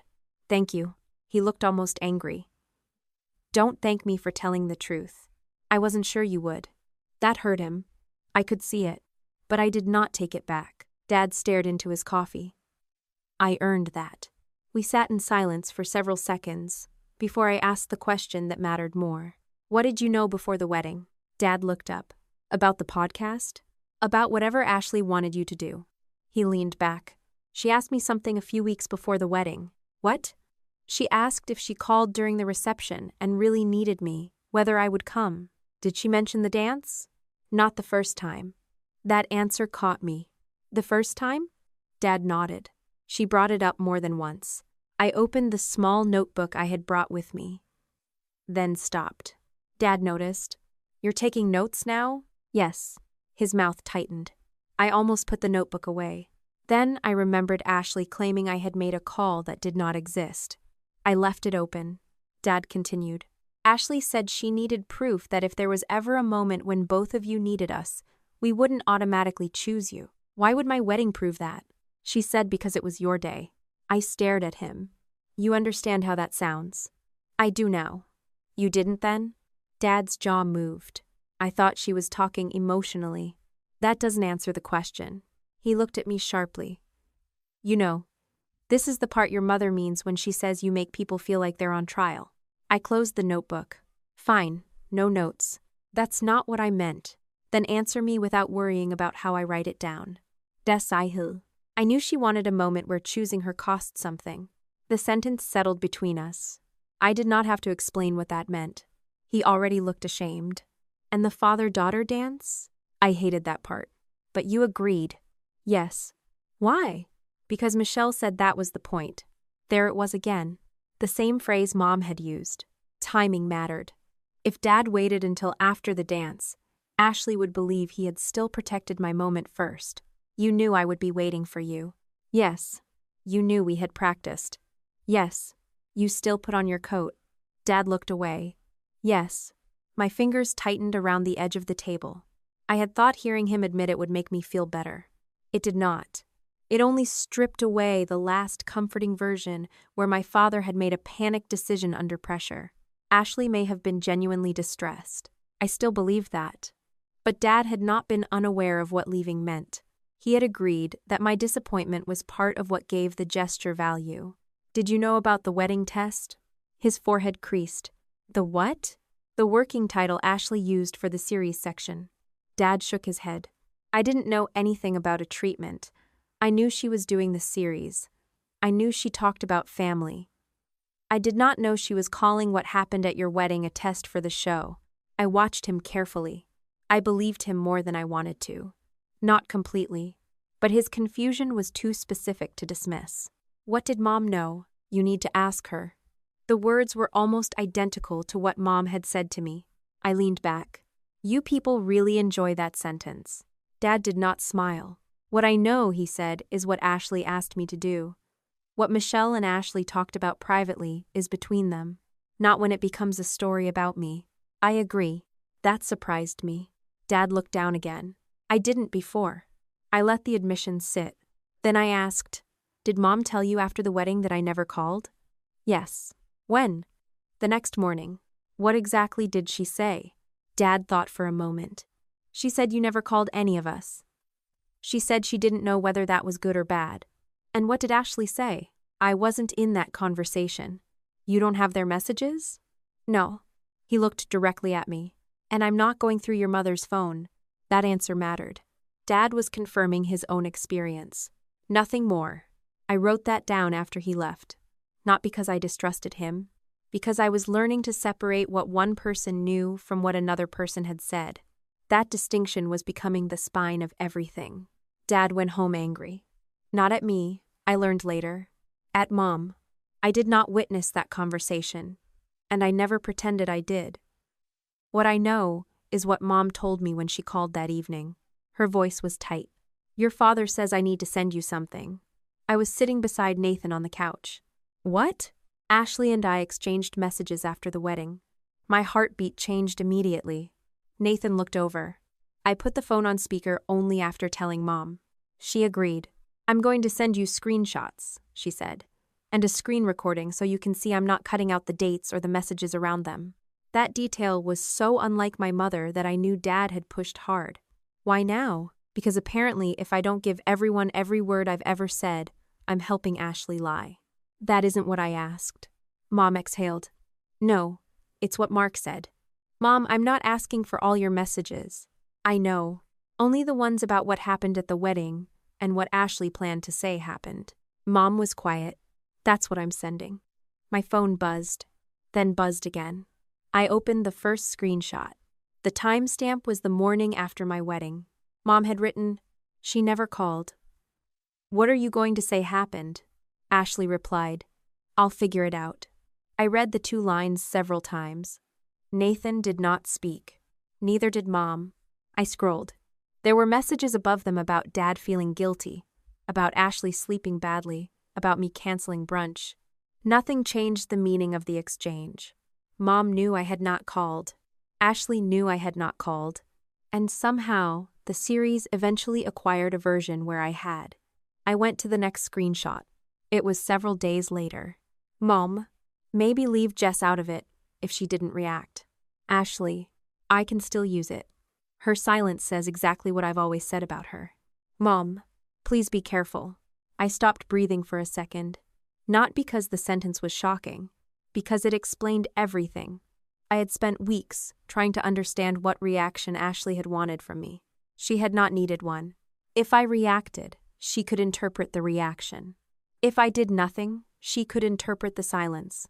The test had never been something I could pass. Mom, I said. She answered quietly, I'm here. When she wrote, I can still use it, what did you think she meant? That she could talk about how your silence made her feel. That is not what happened. I know that now. Did you know then she was putting the wedding into the series? Mom hesitated. Michelle, Dad said somewhere in the background. I had not realized he was in the room. Mom snapped, I'm talking to her. Then she said to me, I knew the wedding might be included. Might? I knew Ashley considered it relevant. That's still not my question. I'm not doing this tonight, Jessica. Then why did you send the messages? Another silence. When Mom spoke again, her voice had lost some of its defensiveness. Because I don't want her saying you called your father when you didn't. That was the first clean line she had drawn. It came months late. But it existed. Can I send these specific screenshots to Mara and Production Legal? Mom inhaled sharply. You want to give them my private messages? These specific messages. Nothing else. Why? Because they directly contradict a factual claim involving me. She did not answer immediately. Dad said something I could not hear. Then Mom said, only the wedding messages. Not our whole thread. Agreed. And not online. I was never planning to post them online. Mom laughed bitterly. Ashley thinks you are. Ashley thinks a lot of things. I heard the edge in my own voice and stopped. I'll use only what you authorized. Fine. Before hanging up, Mom said, I didn't write those messages because I wanted her to lie about you. I know. I was trying to keep everyone calm. That's been our family strategy for a long time. She understood the criticism. I did not need to explain it. After the call ended, I sat with the screenshots open between Nathan and me. For the first time since the wedding, I was not interested in being reasonable. I was furious. Not because Ashley had resented me. Not because she had a podcast. Not because strangers believed her. I was furious because I had done exactly what my parents had always trained me to do. He had handled it. Thou left. He handled it. Mom went with him. He handled it. Ashley posted from the bar. I did not call. I did not scream. I did not ruin the reception. I went on my honeymoon. And my reward for not creating chaos was that Ashley turned my restraint into evidence of cruelty. I want my name out of her mouth, I said. Nathan looked at me. He knew better than to tell me to calm down. Instead, he said, that isn't a goal you can control. I hated the sentence immediately. I can stop her from lying about me. You can challenge facts. That's what I mean. No, it isn't. I turned toward him. Nathan spoke carefully. You said you want your name out of her mouth. You can't make that happen. Ashley can spend the next 20 years telling people you were cold, controlling, privileged, impossible, whatever she wants. Great. I'm not saying it's fair. Then what are you saying? I'm saying pick a goal you can actually achieve. I looked back at the messages. She never called. I'll figure it out. Her silence says exactly what I've always said about her. Something shifted. Not forgiveness. Not peace. Strategy. Then I want every factual claim about me checked. Nathan nodded. That you can do. The next morning, I prepared the first evidence package I sent as an organized record rather than a reply to a single question. It was short. I included the final wedding schedule showing the father-daughter dance at 9:15. Aaron's screenshot from the bar, clearly described as corroboration that my parents were with Ashley later that night, not proof of Ashley's emotional state, and not exact upload metadata. My written statement that I had not called, texted, or instructed Dad not to return. Dad provided his own separate confirmation of the same facts from his side. Then I attached only the portions of Mom's private thread she had explicitly authorized. She never called. What are you going to say happened? I'll figure it out. Maybe leave Jess out of it, if she didn't react. I can still use it. Her silence says exactly what I've always said about her. I added one line to Mara. I am not asking production to evaluate whether Ashley felt abandoned, overlooked, or hurt. I am asking that factual actions attributed to me be checked against available records. Then I sent it. I did not feel powerful afterward. I went to work. At lunch, Mara acknowledged receipt. She said production legal was pausing review of several present-day claims while they reconciled source material and requested clarification from Ashley. Pausing, not canceling. Nobody lost a contract that afternoon. No sponsor called. No audience suddenly apologized to me. The system moved slowly. Strangely, that reassured me. Slow meant somebody was actually checking. Ashley texted me that evening. Congratulations. I stared at the word. Then, another message appeared. You finally got what you wanted. You turned my life into a legal file. I did not answer. A third message came. You always needed everyone to agree with your version. I almost typed back. Instead, I opened my spreadsheet and added a new rule at the top. No arguments about interpretation. Facts with consequences only. Then I muted her thread. On January 23rd, Dad called again. I was leaving work when his name appeared on my screen. You driving? He asked. Not yet. Good. His voice sounded different. Not angry. Worse. Your mother told me something. I stopped beside my car. What? She admitted she knew more about the series than I did.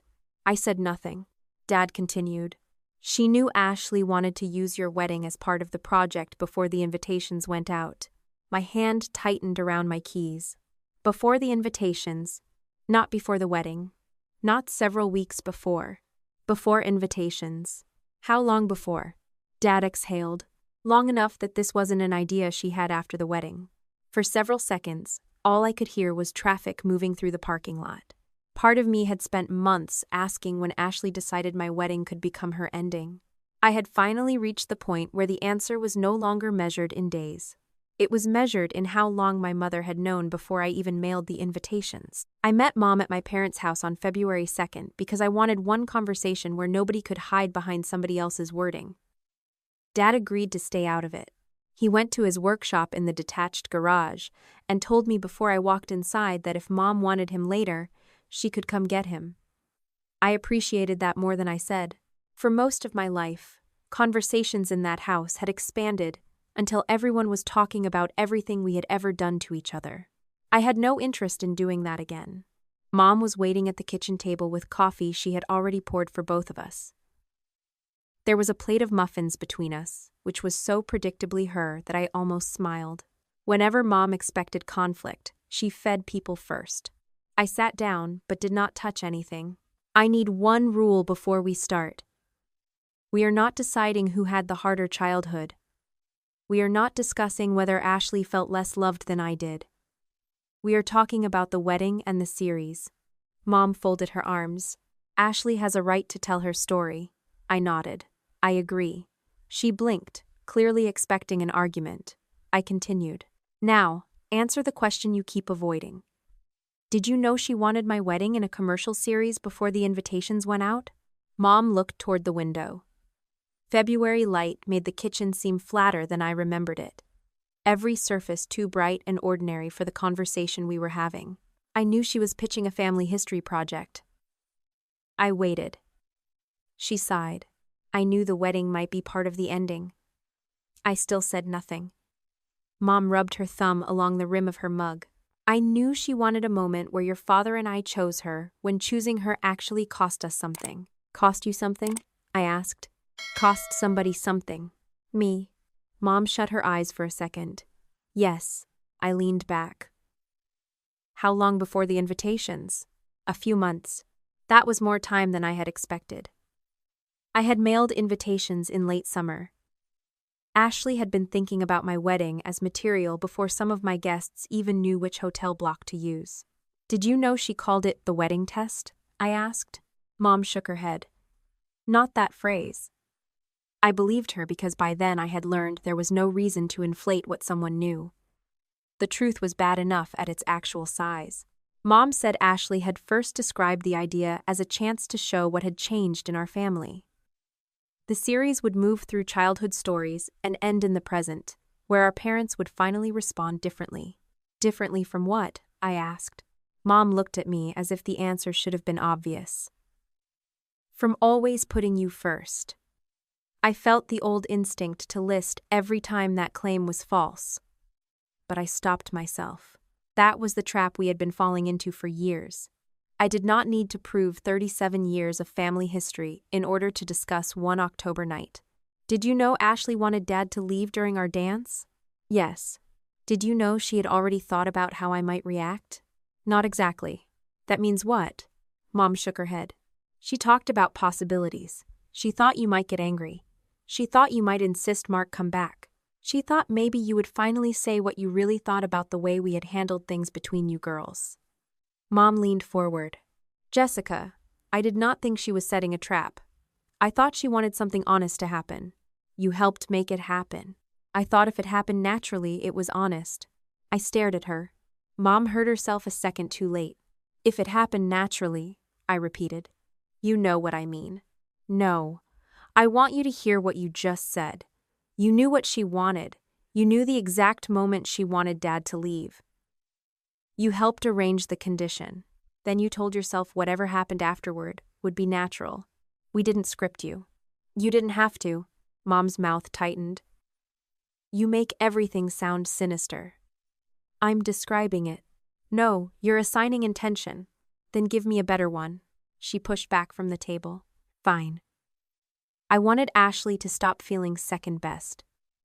I wanted one moment where she could not say we had chosen you because you were easier, or more successful, or because you would punish us if we didn't. I thought if Mark went when she called, maybe she would finally believe us. And what was I supposed to believe? Mom froze. That was the question nobody in the family had asked.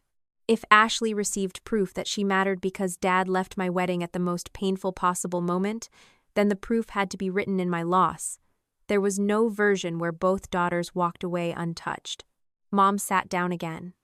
You were supposed to know we loved you. I almost laughed, but nothing about it was funny. That sentence has done a lot of work in this family. She flinched. I looked at the kitchen clock and reminded myself of my own rule. Wedding, series, current facts. I was not there to punish Mom with every childhood grievance I could remember. Then Mom broke the rule herself. This is what I mean when I say you leave whenever things become emotional. I stared at her. What? You shut down. You turn everything into facts and then walk away. You did it after the wedding. You did it when your father had surgery. You always think showing up for the practical parts means you showed up emotionally. Dad's surgery. I had not expected that. What surgery? Mom looked irritated. Spring of 2022. When he had his gallbladder removed and there were complications. Ashley was there with us. You came in and out because of work. I felt something familiar happen in my mind. Not anger first. Sequence. Dates. Place. What I had actually done. Mom, I was at the hospital for the first 2 days. You were working from your laptop half the time. I had taken emergency leave. I was answering 3 messages because my team had a client deadline. Ashley sat with him. Ashley arrived on the 3rd day. Mom shook her head. That's not how I remember it. I drove Dad to the hospital at 5:30 in the morning. You picked him up, yes. No, I drove him there. I stayed through surgery. I stayed when they decided to keep him overnight. I slept in the chair in his room until you came back the next morning. Mom looked at me. I kept going, not because I needed credit, but because I suddenly understood why this mattered. Ashley came the 3rd day because she had been out of town. She took a picture beside his bed and posted it. Mom's face changed. Not dramatically, just enough. I saw the photograph return to her memory. Ashley sitting beside Dad, one hand around his wrist, captioned something about family being there when it mattered.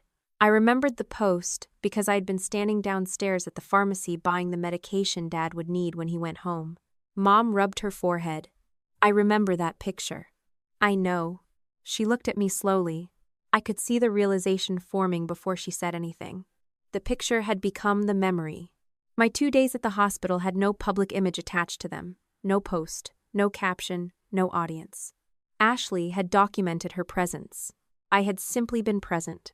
I'm not saying this to prove I was the better daughter, I said. I'm saying your memory just did the same thing her stories do. It kept the image and lost the sequence. Mom's eyes filled. That's cruel. No, it's uncomfortable. You think I don't know my own children? I think we all remember stories better once someone has told them enough times. For the first time that morning, Mom stopped defending herself. She looked down at her coffee. I really thought you came later. I know. The sadness in that answer surprised me. I was not triumphant. I did not want to catch my mother remembering me incorrectly. I wanted to understand how easily it happened. Mom's phone buzzed on the table. She glanced at the screen and immediately turned it face down. I noticed. What? Nothing. Mom, she sighed. Ashley, what does she want? She sent something for your father and me to look at. I did not ask to see it. Mom stared at the phone for several seconds, then unlocked it herself. She wants us to sign a statement. My stomach tightened. For what? The publisher. Or production. I don't know which. Mom read silently. Her expression changed. What does it say? She says it's just wording. That was not my question. Mom pushed the phone across the table. The draft was longer than I expected. It described our family as having a long history of conflict around my need for control. It said Ashley's recent public accounts were consistent with our parents' lived experience. Then I reached a paragraph that stated I had repeatedly threatened withdrawal of contact or family access when relatives disagreed with me. I read it again. Did I repeatedly threaten to cut you off? Mom hesitated. No. Did I threaten Dad after the wedding? No. Did I tell either of you that supporting Ashley would cost you a relationship with me? No. I slid the phone back. Then why would you sign this? Mom frowned. I didn't say I would. You called it wording. Some of it is broad. Broad is not the same as false. She's scared Jessica, so she gets to add another thing I didn't do? I did not say that. Then don't sign it. Mom looked up sharply. There. That's exactly what she means. I understood what she thought she had caught. I shook my head. No, I'm not telling you what to do. You just said don't sign it. You're right. I corrected myself. If you sign something you know is false, that's your decision. Mom stared at me. I stood and carried my untouched coffee to the sink. Behind me, the back door opened. Dad came inside. He stopped when he saw both of us. I thought you were staying out of this, Mom said. I was. He took off his coat and hung it over the chair. Ashley sent me the statement too. Mom's face tightened. Mark, I'm not signing it. She looked at him. You haven't even talked to her. I read it. She's asking us to confirm the general pattern. What pattern? Mom gestured toward me. You know Jessica can be rigid. Dad nodded. She can. I turned around. Thank you. He ignored me. She can be rigid. She can be sharp. She can make you feel like an idiot when she's sure she's right. That seems excessive, I said. Dad looked at me. You wanted honesty. I folded my arms. Continue. He turned back to Mom. But she did not call me after the wedding. She did not threaten me. She did not tell us we would lose her if we supported Ashley. I'm not signing a document that says she did. Mom's phone began ringing. Ashley. Mom looked at Dad. He said, Answer it. You answer it. Mom accepted the video call and placed the phone upright against the sugar bowl. Ashley's face appeared. Her eyes moved from Mom to Dad and then stopped when she saw me. You've got to be kidding me. Nobody answered immediately. Ashley looked at Mom. Why is she there? Jessica and I were talking. About my statement? Among other things. Ashley's expression hardened. Dad? Did you read it? Yes. And? I'm not signing. Ashley went still. Why? Because parts of it aren't true. Her face changed. Not hurt at first. Shock. Then anger arrived. She has been working on you for months. No. She contacted production. She sent documents. She turned all of you against me, and now you're pretending that isn't exactly what she does. Dad shook his head. I'm not pretending anything. Ashley's voice rose. You're choosing her again. The kitchen went silent. That sentence had controlled my father for years. I watched his face. His guilt arrived on schedule.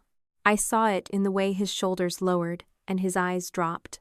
Then something different happened. He did not move toward the guilt. He stayed where he was. No, Dad said.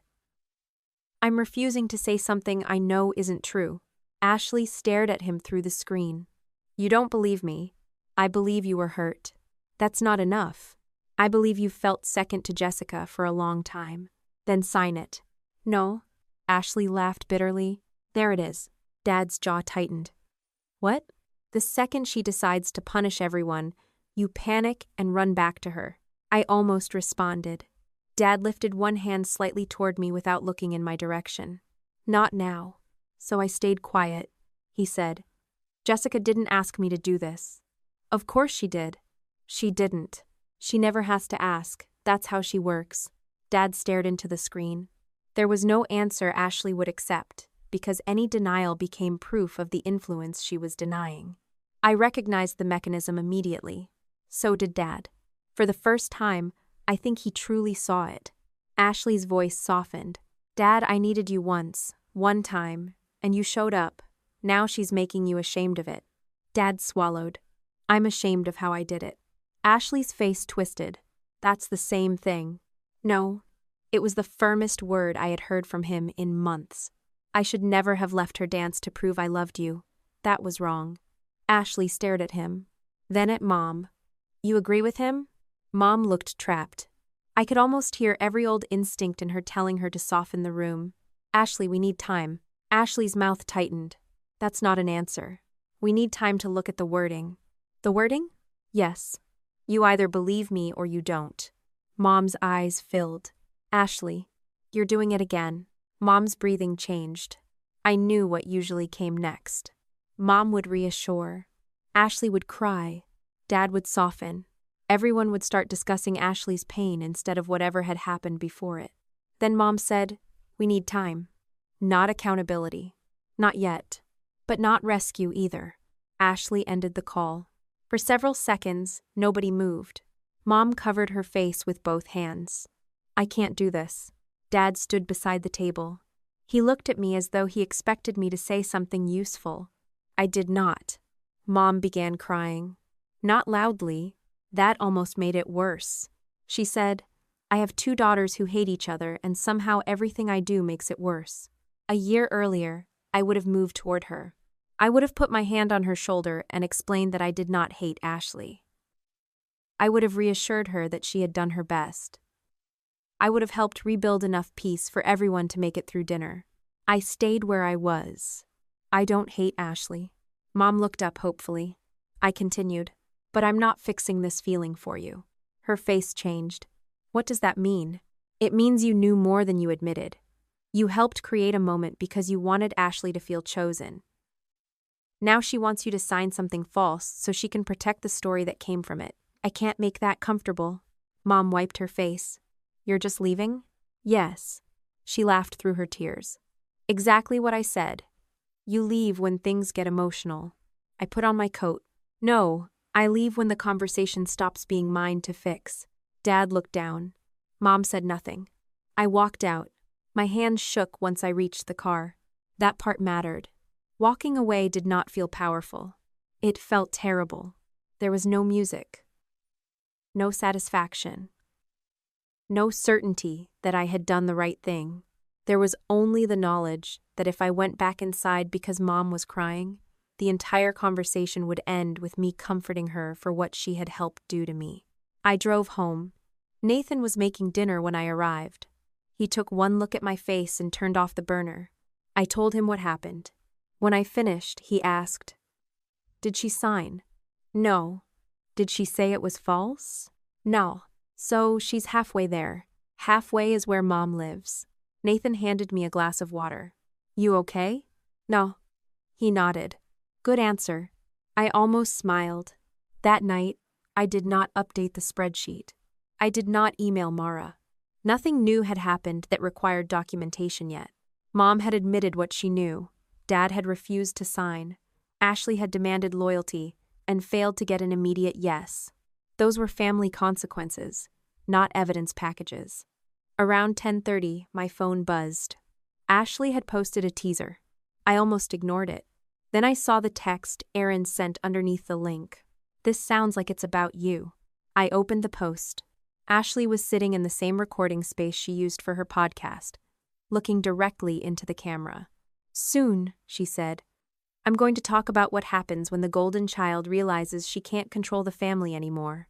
The clip ended. New names. No details. Not yet. But I knew Ashley well enough to hear what had changed. She was no longer waiting for someone else to frame what was happening. She was going to tell the story first. And after everything production had already challenged, I knew that if she wanted to take control back, she would have to become more specific than she had ever been before. Ashley released the episode on a Monday morning, February 23rd, before I had finished my first cup of coffee. She called it, "My Sister is Trying to Silence Me." By then, I had learned not to listen while driving, working, or standing anywhere I might have to pretend my face was normal. I waited until I reached my office, shut the door, and put on headphones. The first 6 minutes were almost reasonable. Ashley talked about how complicated it was to tell personal stories when other people remembered the same events differently. She said she understood that every family member had a perspective, and that being hurt did not automatically make someone malicious. If I had stopped there, I might have believed the months since my wedding had changed something in her. Then she started talking about me. She never used my full name. She did not need to anymore. Her listeners knew she had an older sister. Enough of them had found my work email that pretending I was anonymous had become absurd.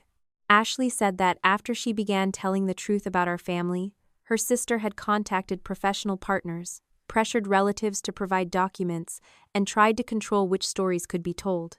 She described my refusal to participate in the series as an attempt to deny her access to her own history. That irritated me, but it was still interpretation. I could live with interpretation. Then Ashley said, "At one point, she made it clear that if I kept speaking publicly, there would be consequences." I paused the episode.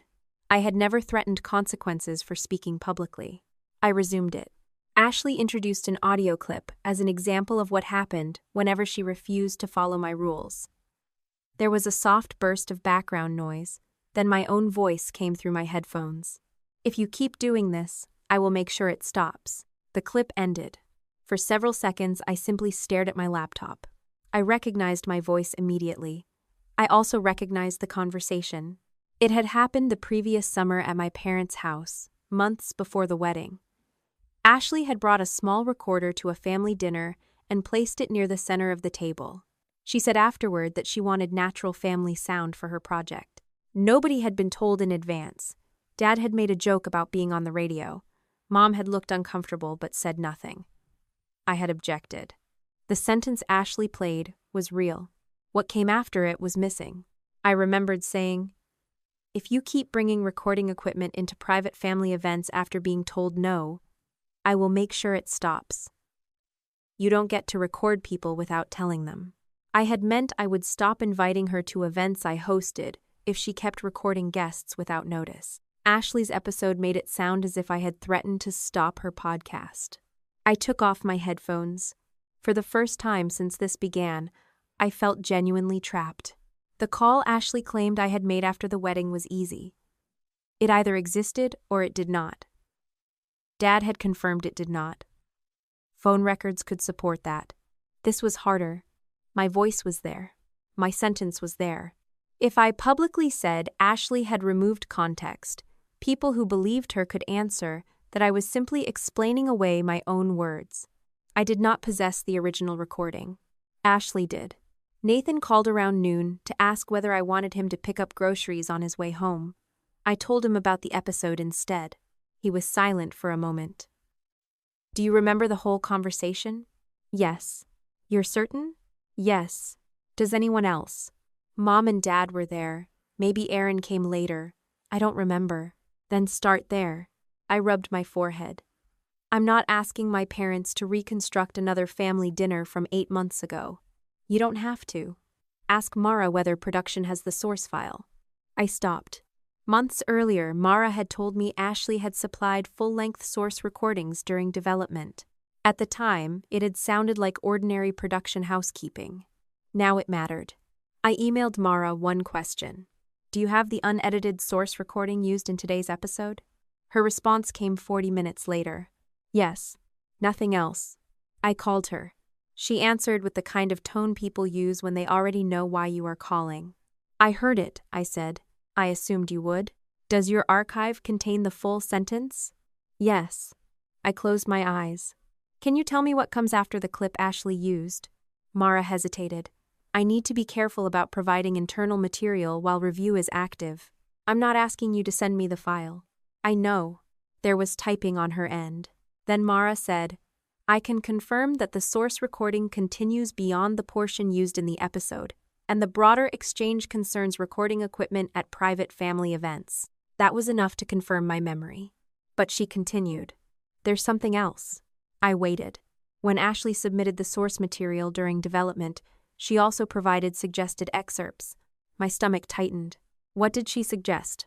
Mara did not answer immediately. I need approval before I quote internal editing notes to you. Then get it. It was the closest I had come to ordering Mara around. Instead of being offended, she said, I already asked. 2 hours later, she called back. I was home by then. Nathan had arrived before me and was standing at the stove when I put the phone on speaker with Mara's permission. Mara said production counsel had authorized her to clarify the context because Ashley had now publicly used an excerpt from material already under review. She read the full passage. If you keep bringing recording equipment into private family events after being told no, I will make sure it stops. You don't get to record people without telling them. My memory had been almost word for word.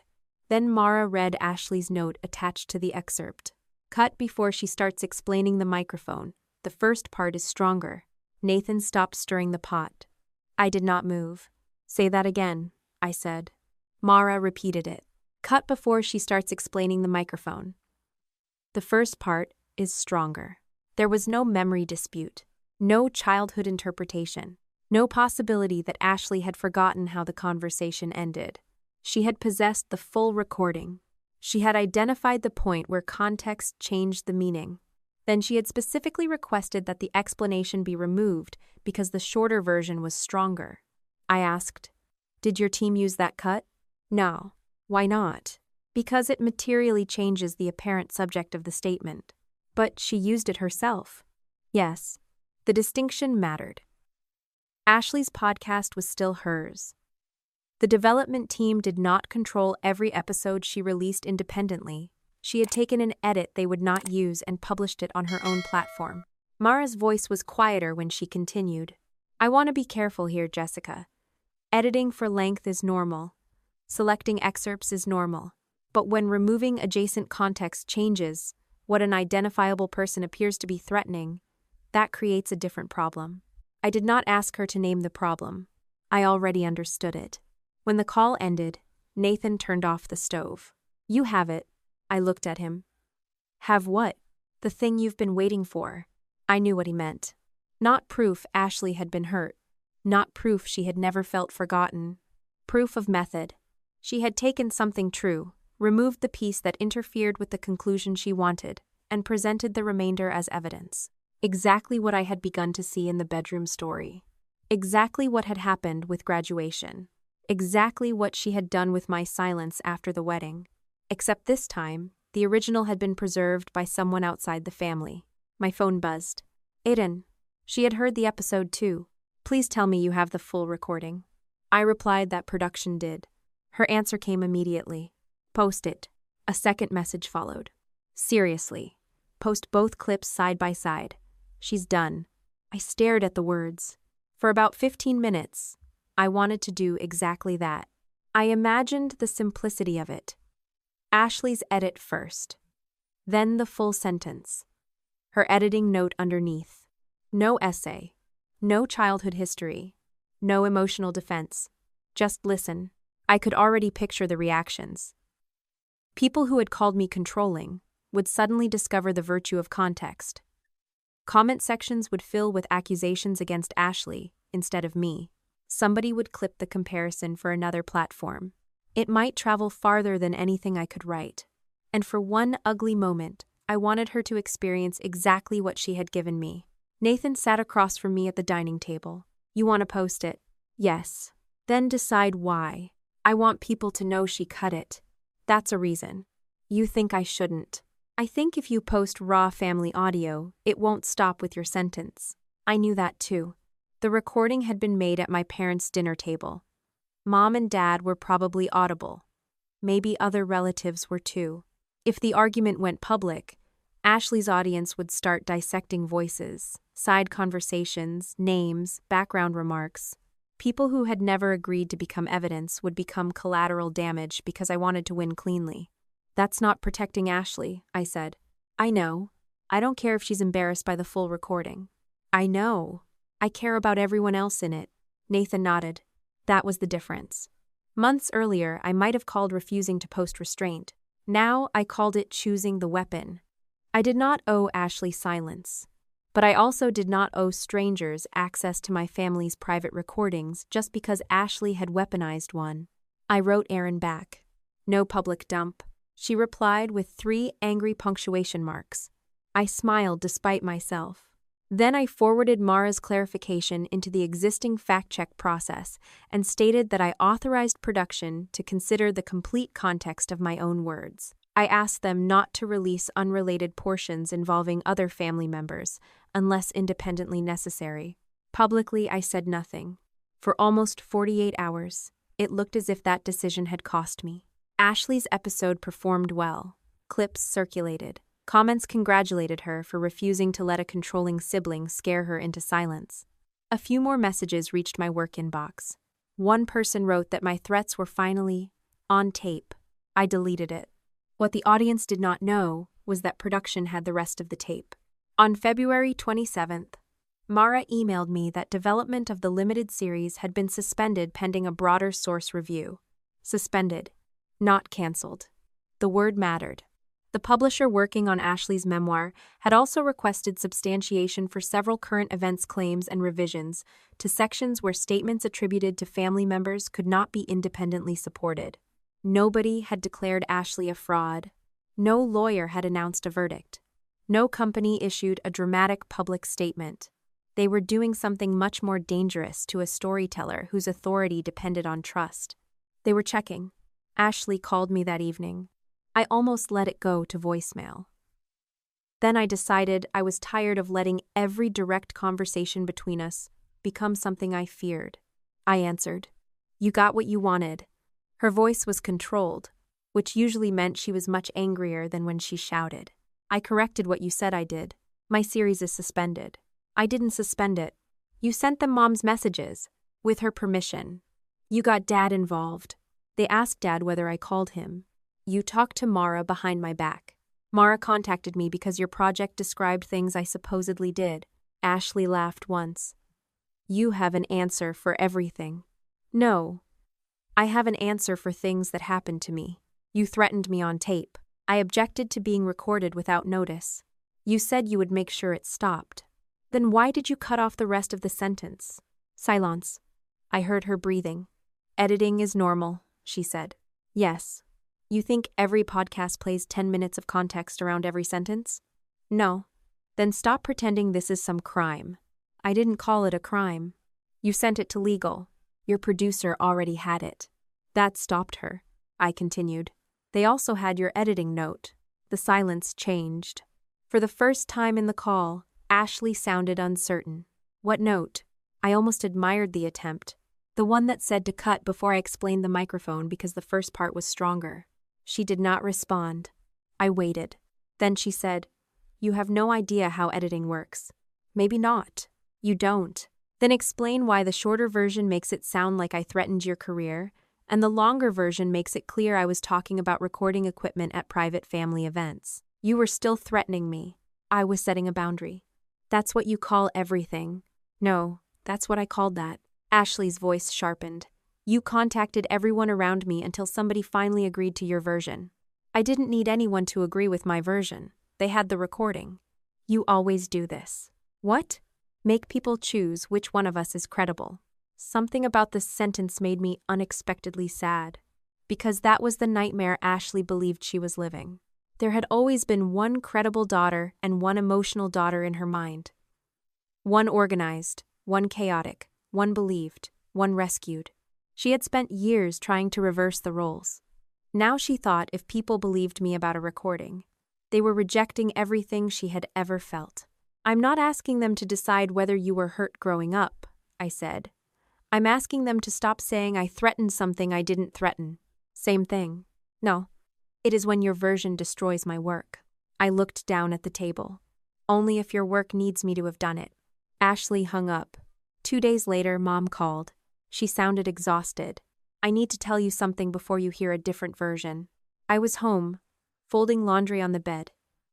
I sat down. What happened? Ashley called me.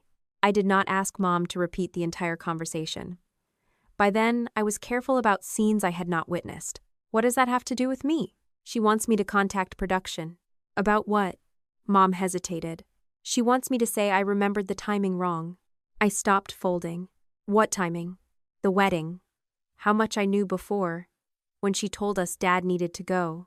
I said nothing. Mom continued. She says the messages I sent you were taken out of context.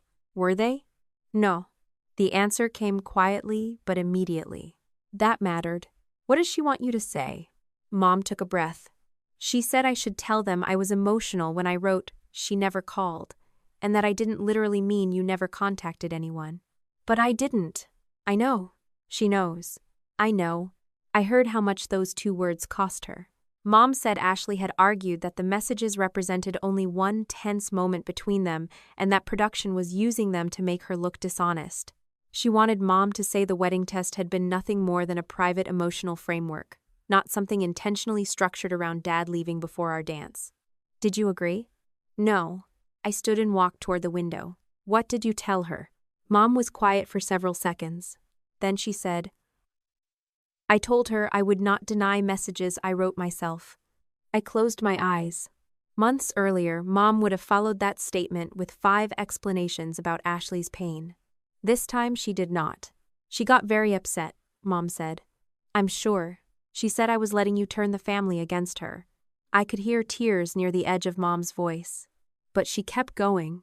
I told her you did not write those messages. I did. That was the first time Mom took ownership, without attaching my strength to the reason. I did not congratulate her. Accountability was not a favor to me. But I acknowledged it. Thank you for telling me. Mom laughed weakly. That's all? What do you want me to say? I don't know. For once, neither did I. So I gave her the truth without fixing the feeling. I know this is hard. It is. And I'm glad you didn't lie for her. Mom breathed out slowly. So am I. After we hung up, I sat on the edge of the bed for a while. Ashley had spent years learning that distress brought people closer. If she was hurt enough, Mom explained. If she was overwhelmed enough, Dad came. If she felt rejected enough, somebody rearranged the room around her pain. Now the mechanism was failing. Dad had refused to sign something false. Mom had refused to deny her own messages. Production had refused to use an edited meaning when it possessed the full recording. None of those people had stopped loving Ashley. They had simply stopped letting love require agreement. On March 6th, Mara called me late in the afternoon. I was packing my laptop when her name appeared. I wanted you to hear this directly, she said. Okay. The review is expanding. To what? The entire treatment. I sat back down. I thought you were reviewing the wedding section. We were. What changed? The source recording. I understood before she explained. Mara said, if one present-day scene was shaped in a way that changed the meaning of what an identifiable person said, and if one central wedding claim was inconsistent with the available record, the team has to review how other source-dependent scenes were constructed. That means the childhood stories. It means anything presented as a concrete event rather than subjective memory. I looked at the spreadsheet I had once promised would remain 4 columns and a handful of rows. Bedroom. Graduation. Dad's surgery. Wedding. The same pattern appearing at different ages with different stakes. I asked, "What happens now?" "I don't know yet." For once, Mara did not sound like a producer protecting a process. She sounded disappointed. Then she said, "Jessica, this is important. You did not ask us to expand the review." "I know. I'm saying it because Ashley may tell you otherwise." I looked toward the darkening office windows. "What made you decide?" Mara answered carefully.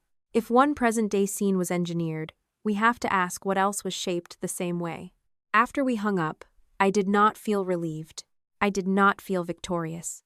I had spent months narrowing my fight until it contained only the things Ashley had falsely attributed to me. Now the consequences were moving beyond anything I had asked anyone to examine. For the first time, Ashley's story was being checked by people who had no childhood role to protect, no daughter to comfort, and no reason to choose one sister over the other. And I was no longer the person pushing it forward. On March 18th, Mara called me at 4:17 the afternoon and told me the limited series was over. She did not use dramatic language. There was no speech about truth winning, no apology on behalf of the company, and no announcement that Ashley had been exposed as a fraud. Mara said the development team had completed enough of its expanded review to decide that it could not move forward with Ashley as the primary source for the central present-day narrative. They were ending development. The company would retain its internal records according to its normal process, but there would be no limited series. I sat at my desk with one hand resting on the notebook I had started 5 months earlier. Because of the wedding? Not only the wedding. What else? I can't walk you through every internal finding. I'm not asking for every finding. Mara was quiet for a moment. The problem is reliability. When a project depends on personal testimony, interpretation is expected. Memory differs. People remember family events differently. That isn't unusual, but when verifiable events change across versions, or source material is edited in a way that materially changes what another person appears to have said, that affects whether we can rely on the narrator for other scenes we can't independently verify. I understood. Ashley's weakest stories had damaged the strongest ones because nobody could tell where feeling ended and reconstruction began. What happens to her podcast? Nothing through us. We don't own it. And the memoir? Different company. So this isn't everything collapsing at once. No. Oddly, I was glad Mara said it.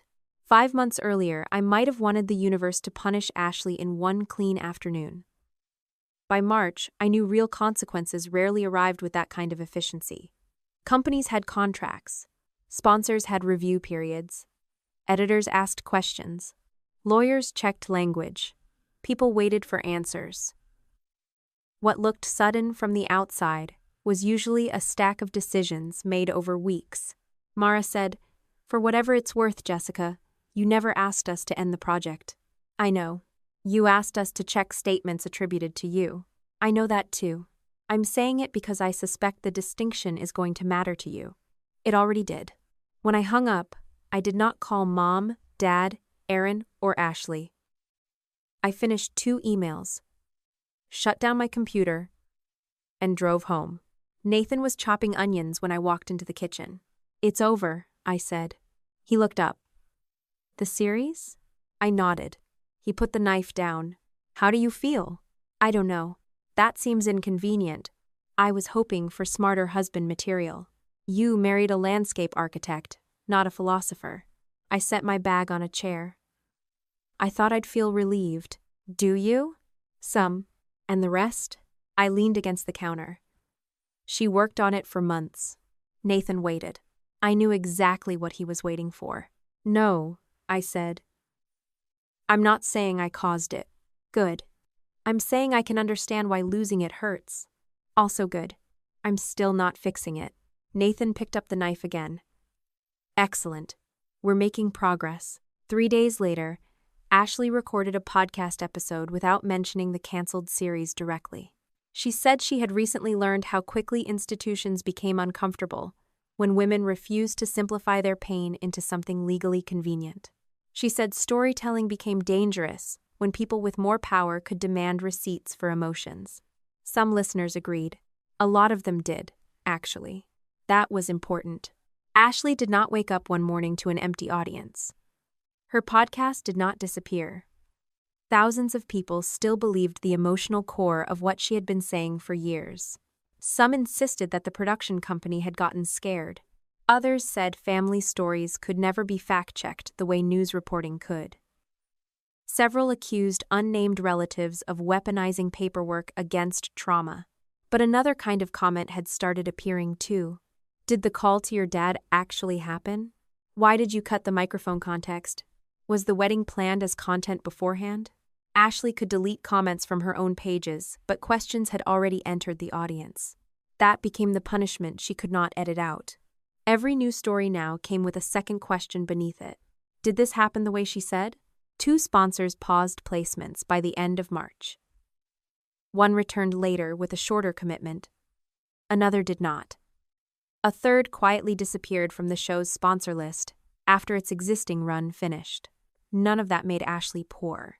She still had ad revenue, paid subscribers, and a loyal core audience. She still had a platform, but the platform no longer automatically converted emotion into credibility. The memoir moved more slowly. The publisher had begun requesting documentation before the production company formally withdrew.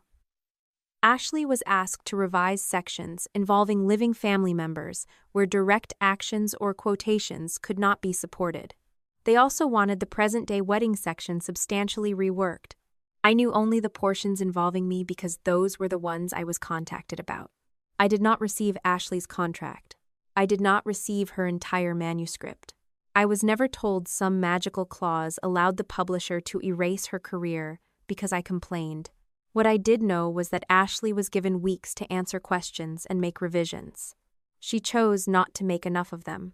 On April 9th, Mara sent me a short personal message rather than a production email. Heard the memoir project has ended too. Thought you might hear elsewhere. I stared at it for several minutes. Then I wrote back. Do you know why? Her answer was careful. Only generally. They couldn't get comfortable with the substantiation, revision process. That was all. No victory announcement. No public confession. A series ended in March. A book project ended in April. Sponsors adjusted over several weeks. The podcast survived. Real life was messier than revenge fantasies. It was also more satisfying in one specific way. I had not destroyed anything Ashley was capable of supporting honestly. The things that collapsed were the things that required other people to accept her version without checking. There was one part of that outcome I had learned about earlier, before the memoir officially ended. He called me on March 24th and said, I sent a statement. To who? The production people. And the publisher contact Ashley gave us when she wanted that family statement signed. I sat down at our kitchen table. What did you say? The truth. That is an alarmingly broad category in this family. Dad almost laughed. Then he became serious. I said I chose to leave your reception. You did not ask me to leave. You did not tell me not to return. You did not call me after I left. You did not threaten me if I supported Ashley. I closed my eyes for a second. He continued. I also said I knew leaving before the dance would hurt you. That surprised me. You included that? Yes. Why? Because I'm tired of describing myself like Ashley tricked me into walking out the door. I said nothing. Dad's voice grew rougher. She manipulated the meaning of it. I believe that now. But I knew what I was missing. I knew you were waiting for me. I made the decision anyway. That was the first time Dad took responsibility without putting Ashley's distress in the next sentence. No, she needed me. No, you're stronger. Just his decision. You didn't have to send that for me, I said. I didn't. That answer mattered more than the statement itself. Later that afternoon, Dad forwarded me a text thread between him and Ashley. He did not summarize it first. He sent the actual thread because every message in it belonged to a conversation he had participated in. Ashley had written, "So you chose her." Dad replied, "I chose you that night. That's the problem." Ashley, what is that supposed to mean? Dad, I thought loving you meant proving it against your sister. Ashley, that is not what happened. Dad, I left Jessica's wedding 10 minutes before our dance because you needed to know I would choose you. I agreed to it. I'm not blaming you for my decision. I'm saying I won't lie about it now. Several minutes passed in the timestamps before Ashley replied. You know she's always been cold with me. Dad, sometimes she has been. Ashley, then tell them that. Dad, that's an opinion about your relationship. It isn't evidence that she made a call she didn't make. Ashley, she has you talking like her now. Dad, no. I should have talked like this years ago. I stopped there. The last line made something inside me ache. Not because Dad had finally chosen me, because for once he had refused the premise that he needed to. I called him. Why did you send me this? I wanted you to know what I told her. You don't need to report every conversation with Ashley to me. I know. Then why? Dad hesitated. Maybe I wanted you to see I'm finally standing up for you. There it was. The next problem. It was quieter than Ashley's lies and easier to mistake for healing. Dad had spent years racing toward Ashley whenever she was upset. Now guilt was pulling him toward me with the same intensity. Different daughter. Same system. Dad, I know I should have done it earlier. That's not what I mean. He went silent. You don't have to prove you love me against Ashley. His breathing changed. That isn't what I'm doing. I think part of you is. Jessica, I'm not criticizing you for correcting the record. You should correct things you personally know are false. But if every time you disagree with Ashley you send it to me so I can see you picked my side, we're doing the wedding again backward. Dad did not answer. I hated that the sentence hurt him. I also knew I had to say it. Eventually he asked, what am I supposed to do? For once, stop asking which daughter the decision benefits. That sounds easy when you say it. No, it sounds obvious. Those aren't the same thing. Dad laughed quietly despite himself. Then he said, I should have chosen you that night. I looked through our kitchen window at the bare branches behind the house. Spring had technically started, but Columbus still looked gray. You shouldn't have had to choose either of us. Dad was silent. Ashley didn't need you to leave my dance in order for you to love her, I continued. And I don't need you to reject Ashley now in order to love me. I missed your wedding dance. Yes, I can't undo that. No, I keep thinking there has to be something I can do. There is. What? Don't make me responsible for making your guilt useful. That one landed hard. I softened my voice. We can have dinner. We can talk. You can show up when you say you'll show up. We can build something from what we have now. But I'm not keeping score against Ashley for you. Dad cleared his throat. Dinner sounds manageable. It usually is. That was how rebuilding started with my father. Not with a speech. Dinner. Mom was harder. She called on April 12th. 3 days after I learned the memoir project had ended. I need to tell you something, she said. Her voice sounded exhausted. I was sitting on our back steps with a jacket around my shoulders while Nathan repaired one of the raised planters near the fence. What happened? Ashley called me Thursday night. I waited. Mom had become more careful about distinguishing what she knew from what she assumed. So had I. She was devastated about the book, Mom said. She wanted me to come over. Did you? No. The answer surprised me, Mom continued. I got my keys. I did not interrupt. I was standing in the garage when I realized I was doing it again. What did you do? I called her back. I heard Mom inhale. I told her I loved her. I told her I knew she was hurting. And I told her I wasn't coming over to help her turn this into something you did. I looked across the yard. Nathan glanced at me, saw my expression, and went back to the planter. What did Ashley say? Mom gave a tired laugh. Nothing you haven't heard. I did not ask for a reenactment. Mom had not recorded the call. I was not going to turn her memory of it into transcript evidence. Were you okay afterward? I asked. No. That answer sounded more honest than almost anything she had said to me since the wedding. I sat in the garage and cried for 20 minutes. I could know that because she was telling me herself. Then Mom said, I kept thinking that if I didn't go, something terrible would happen. Did it? No. What happened? She was angry with me. And that was it. Mom sounded almost embarrassed by how small the consequence had been. I understood. For years, our family had treated Ashley's distress as an emergency alarm. It did not matter whether the emergency was practical, emotional, or symbolic. Someone moved. Da left dinner. Mom canceled plans. I adjusted expectations. The system reacted. This time Ashley was devastated, and Mom stayed home. Ashley survived the night. So did Mom. "I'm not telling you this so you'll forgive me," she said. "Good." The word came out faster than I intended. Mom gave another weak laugh. "I deserved that. I'm not trying to punish you. I know. That was progress too." Then she asked, "Do you think we can go back to normal?" I looked down at the wooden step beneath my hand. "No." Mom did not speak. "I don't want normal back." Her voice tightened. "What does that mean?" "It means normal is how we got here." "I'm trying." "I know." "Then what else do you want?" There was the old panic. Do enough to restore the family. Say the correct line. Perform the correct apology. Return everybody to their seats. "I want time." "How much?" "I don't know." Mom inhaled sharply. "That feels like punishment." "I know it does." I let the sentence stand. Months earlier, I would have tried to convince her that my boundary was not punishment. I would have argued definitions until she either agreed or became too tired to continue. I did not need agreement anymore. "I'm willing to talk sometimes," I said. "I'm not ready to go back to weekly dinners. I'm not ready to act like knowing about Ashley's plan before my invitations went out was just bad judgment. I never knew she would lie about a phone call. I know. I never told her to cut that recording. I know that too.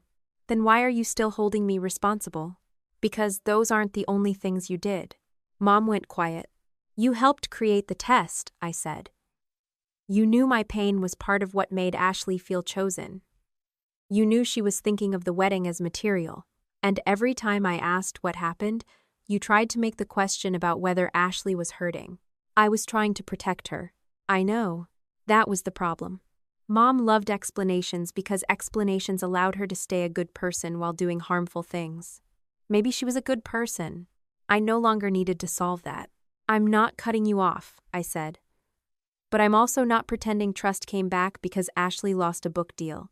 Mom was quiet for a long time. Then she said, "Okay." She did not mean she liked it. She meant she had heard it. That was enough for that day. By April 15th, my spreadsheet had stopped growing. Nothing important was left for me to send. The production company had made its decision. The publisher had made its decision. Dad had corrected his factual record. Mom had stopped trying to rewrite her messages. Ashley's podcast was still running. I checked it once that week. She had released an episode about rebuilding after betrayal. I did not listen. The comments told me enough about where things stood. Some people still loved her. Some believed every word. Some thought the controversy proved she had been right about having a controlling family. Others challenged details. A few longtime listeners said they no longer knew which stories they could trust. That was Ashley's consequence. Not silence. Doubt. She had built a career on being the person who could tell an audience what family moments really meant. Now, every meaning came with an asterisk. The strange part was that once the external fight slowed down, my parents started calling me more. Dad invited Nathan and me to dinner twice in 1 week. Mom offered to help me reorganize the guest room. She sent recipes. She asked whether we wanted to spend Memorial Day together. None of those things were terrible. That was why I had to pay attention. One evening, Dad called while Nathan and I were eating. He mentioned a concert Ashley had apparently invited them to. "We're not going," he said. I set down my fork. "Why?" Dad hesitated. "We thought maybe we could do something with you instead." Nathan looked at me. I closed my eyes briefly. "Dad, what?" "Go to the concert if you want to go." "We don't." "Fine, then stay home." "We thought." "I know what you thought." Dad became defensive. "I'm trying to make up for lost time. You cannot repair choosing Ashley over me by choosing me over Ashley." Silence. Nathan lowered his eyes to his plate. Dad said, "So now I'm wrong for inviting you to dinner?" "No. You're wrong if the invitation is valuable because you rejected hers first. That isn't what I meant." Good. Then don't tell me about her invitation next time. He was quiet. I knew I had sounded sharp. That was still one of my flaws. I had become better at recognizing emotion, not magically graceful at every conversation. So I added, I want a relationship with you, Dad. I do, but I don't want her seat. His voice softened. I understand. I'm not sure you do yet. Probably not. That answer made me smile. But I'm trying. I know. We agreed on dinner the following week. Ashley had spent years believing the great injustice of our family was that I had been chosen over her. I had spent months proving that her solution was to force the choice in the opposite direction. By April, I understood something neither of us had understood growing up. The real damage was not which daughter won. It was making love into a contest that required a loser. On April 17th, almost exactly 6 months after my wedding, Ashley texted me for the first time in weeks. You wanted everyone to think I invented my whole life. I read it while sitting beside Nathan on the couch. He glanced at my phone. You answering? Yes. I typed carefully. No. I want to know what part you think I invented for you. The typing indicator appeared almost immediately, then disappeared, then returned. Ashley finally sent, then come hear it from me. Nathan looked at me. You don't have to. I know. That was precisely why I decided to go. For months, our relationship had passed through producers, podcasts, parents, emails, screenshots, recordings, and people trying to interpret one sister for the other. I was done with intermediaries. I typed one final message. Name the place. Ashley sent the address of a quiet cafe and a time for the following Saturday. I put my phone down. Whatever Ashley wanted from that meeting, I already knew one thing I would not give her. I was not going there to prove I had won.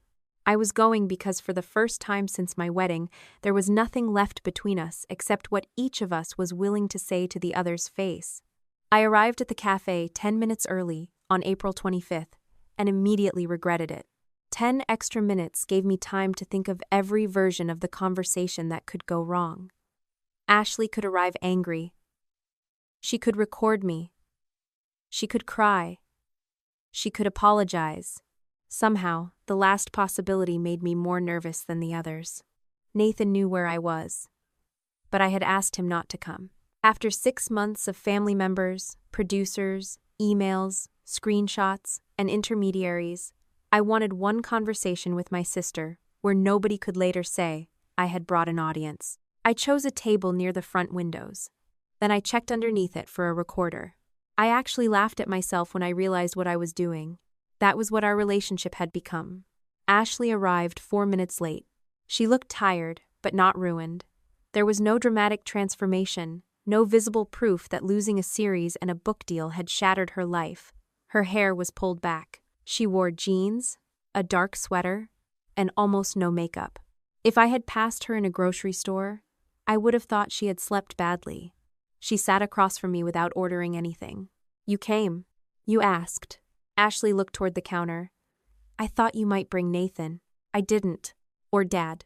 No. That seemed to disappoint her in a way I could not understand. Then she looked directly at me. You always had the luxury of being calm. I had expected an accusation. Not that one. What does that mean? It means everyone talks about how well you handled this, how reasonable you were, how you didn't post anything, didn't scream, didn't retaliate. She gave a small, bitter laugh. Do you know why you can do that? I assume you're going to tell me. Because other people carry the emotion for you.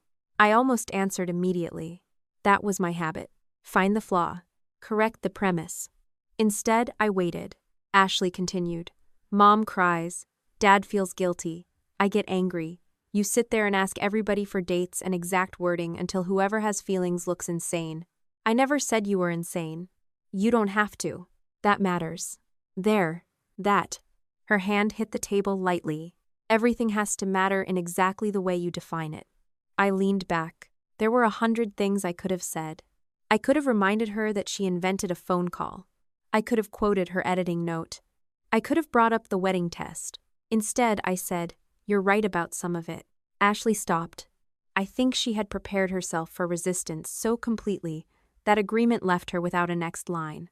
I do correct facts before I acknowledge feelings, I said. I've done that to you for years. She stared at me. I like schedules. I like knowing what happens next. When you changed plans at the last second, I treated it like you were creating work for everyone instead of asking why you were overwhelmed. You did, I know. And at the wedding, I was sharp with you. Ashley folded her arms. Tonight I paid for the room. I remembered the line perfectly. I said it because I was angry. You humiliated me. I said it in front of one bridesmaid. That doesn't mean it didn't humiliate me. No, it doesn't. For the first time since she sat down, some of the tension left Ashley's shoulders. I kept going. There were times you told me you felt like I got everything. And instead of saying I understood why it looked that way, I immediately started listing examples of why you were wrong. You always did that. Yes. You said once you couldn't make facts less true because they hurt my feelings. I remembered that, too. We had been in our 20s. Ashley had accused Dad of paying more toward my first apartment than hers. I had shown her the numbers and said exactly that. I shouldn't have said it like that. Ashley's eyes became wet. That sentence stayed with me. I believe you. She looked almost suspicious. I had spent years thinking the kindest thing I could do was prove a false conclusion false. Sometimes kindness was simply admitting that I had been cruel while doing it. I'm sorry for those things, I said. Ashley looked down at the table. For a few seconds, I thought this might become easier than I expected. Then she said, "So you admit it." I felt the turn before she finished. You admit you made me feel like I was crazy for years. I admitted specific things I did. You admit you always got to decide what was real. No. Her head snapped up. And there we were. Back at the edge. I kept my voice calm, not because calm made me morally superior, but because I wanted to say exactly what I meant. I'll own the things I did, Ashley. I won't own things you wrote for me. Her expression hardened. You think everything I said was fabricated? No. Then which part do you believe? That you felt second to me. She blinked. I believe Dad bragged about me in ways that probably hurt you. I believe Mom and Dad responded faster when you were upset because they thought I could handle myself. I believe that created its own kind of damage. Ashley looked away.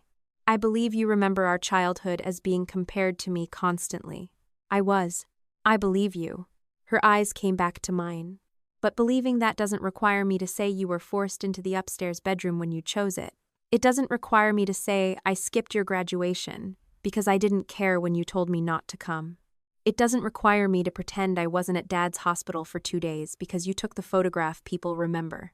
You still need to win every example. This isn't winning. It sounds like it. Then stop asking me to make the examples false so the feeling can be true. Ashley sat very still. Around us, someone laughed near the counter. A blender started behind the bar. Cups knocked together. For months, our family had talked about this conflict like it existed in a sealed room. That afternoon, I was strangely grateful for ordinary noise. Ashley said, "You have no idea what it was like being your sister." "No, I know what it was like being yours." "That's exactly the problem." "Maybe." She looked startled again. I said, "We can have different experiences of the same family. Not according to you. Yes, according to me." I leaned forward slightly. "You can say you felt forgotten. You can say I was dismissive. You can say I was controlling. You can say you hated growing up beside me." Ashley's mouth tightened. "You can tell people how being my sister felt." I paused. "You cannot tell them what I said when I didn't say it." She looked down. "You cannot tell people I made a phone call I never made. You cannot cut a recording so a boundary about microphones becomes a threat against your career. You cannot create a situation at my wedding, wait for me to react, and when I don't, invent an action that gives your story a better ending. I didn't invent the whole thing. I didn't say you did. Everyone thinks I did now. That isn't my responsibility." Her eyes flashed. "My series is gone." "I know. My book is gone." "I know. I lost sponsors. Some." Ashley laughed bitterly. "Thank you for the correction. I almost apologized for it, then decided not to. You contacted them. They contacted me first. You sent evidence. When you made factual claims about me, you knew what would happen. No. That answer was easy. I didn't know your series would end. I didn't know what your publisher would do. I didn't ask either of them to cancel anything. But you knew there would be consequences. Eventually, yes. So, you wanted this? No. What did you want? The record corrected. Same thing. No, Ashley. It isn't. I reached for my coffee, which had gone cold. If the project could survive the facts, it would still exist. She stared at me. I did not enjoy saying that. But it was true. Ashley looked toward the window. After a while, she said, "You always had everything." The sentence sounded different this time. Less like an accusation. More like a place she did not know how to leave. No, I said. She looked back sharply. I continued before she could argue. But I had things you wanted. Dad's pride. A career he understood. The reputation for being stable. The role of the daughter people trusted with plans and details. I could see now why those things had looked like everything from Ashley's side. And you had things I wanted, I said. She frowned. Like what? When you were hurt, people came. Her face changed. I had never said that aloud before. If you called Mom crying, she stopped what she was doing. If Dad thought you were overwhelmed, he rearranged his day. When I handled something, they praised me for handling it and moved on. Ashley looked down. I wasn't jealous that they loved you, I said. I was angry that every time I survived without help, everyone treated it as proof I didn't need any. She swallowed. That wasn't my fault. No. The answer came immediately. Ashley looked up. That's the difference, I said. I'm not asking you to own what Mom and Dad did to me. She said nothing. I'm asking you to own what you did. For the first time that afternoon, Ashley's anger seemed to leave her completely. What replaced it was harder to look at. Fear. Not fear of me. Fear of the space underneath everything she had built. She said, "Do you know what happens if you're right?" I'm not right about everything. You know what I mean. I did.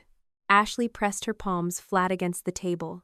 If I was wrong about you, you weren't wrong about every feeling. Stop. I did. She looked down at her hands. If I was wrong about enough of it, she said, then what was I doing all those years? I did not answer for her. What was the podcast? She continued. What was the book? What was I telling people?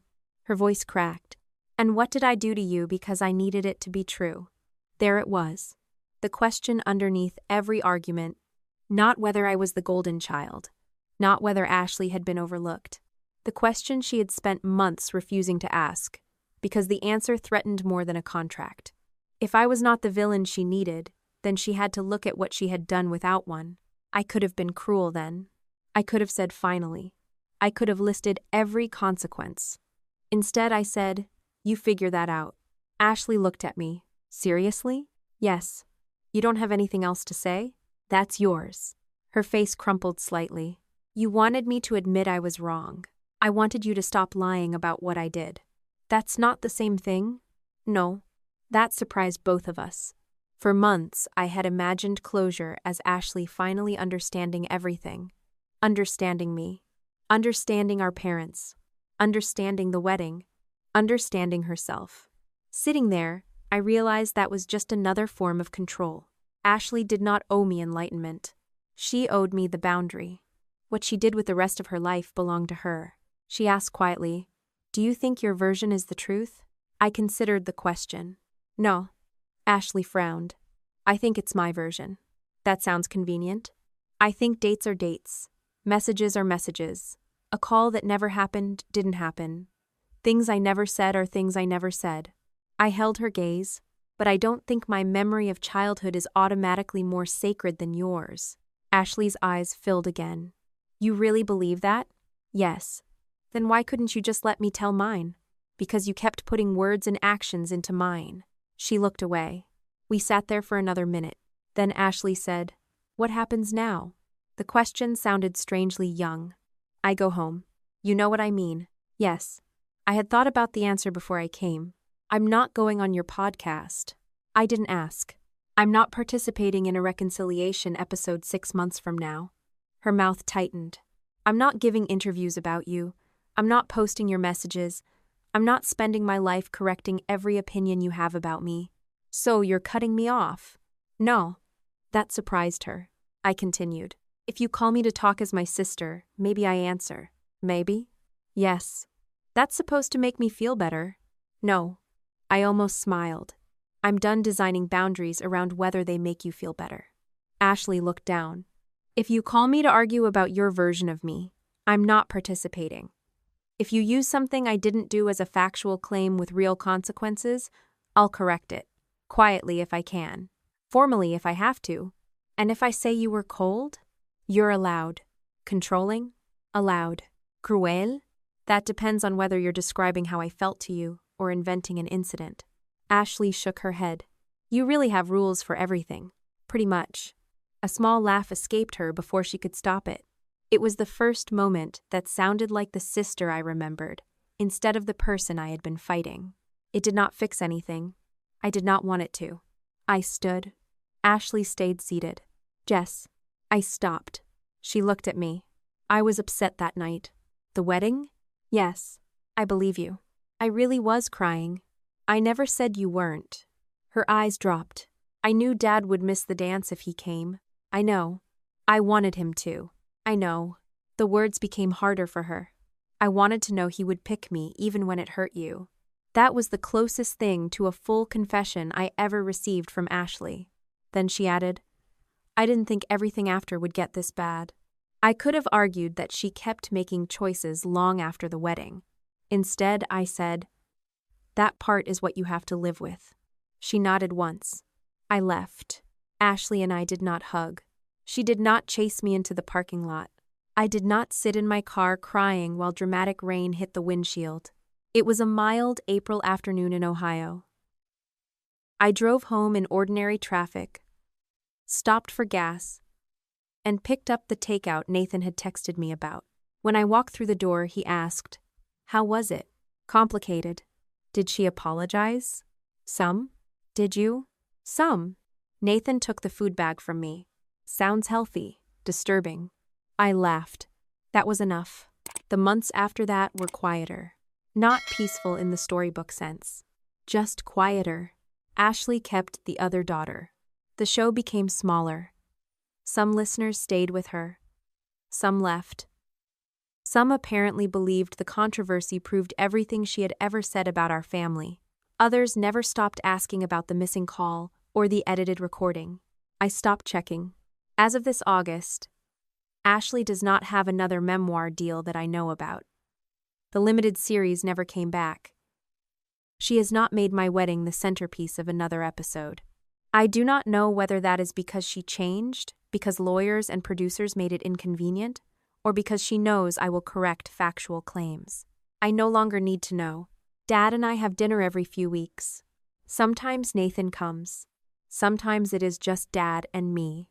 He has stopped sending me reports about every disagreement he has with Ashley. That may sound small. It is not. He is learning that having a relationship with me does not require bringing me proof that I won. Mom and I talk less. That is deliberate. She stopped appearing on Ashley's podcast. She has apologized for helping create the wedding test, although she still sometimes slips into explaining what she thought she was accomplishing. When she does, I no longer argue until she understands. I end the conversation when I need to. Mom calls that distance. I call it distance too.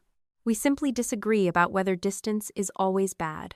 My parents still speak to Ashley. They still love her. They should.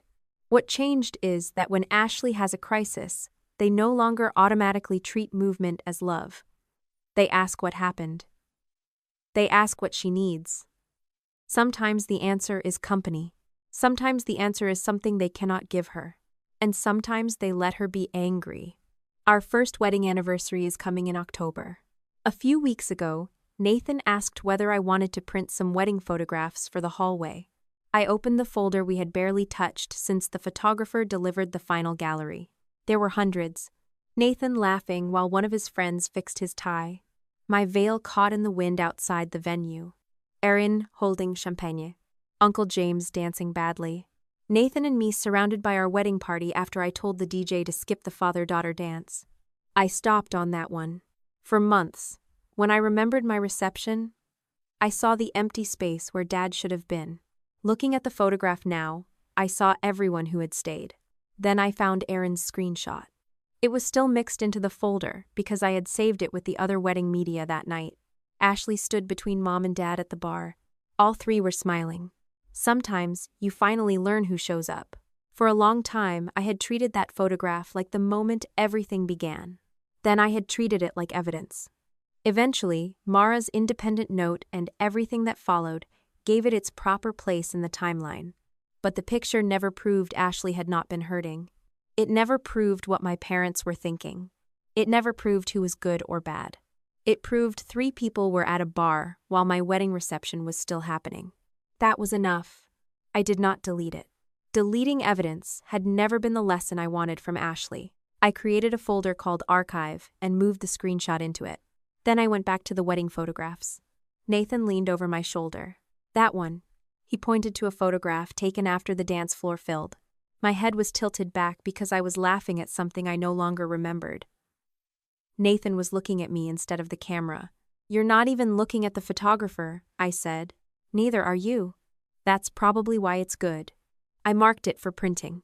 For a long time, I thought winning meant proving Ashley wrong loudly enough that nobody would ever believe her again.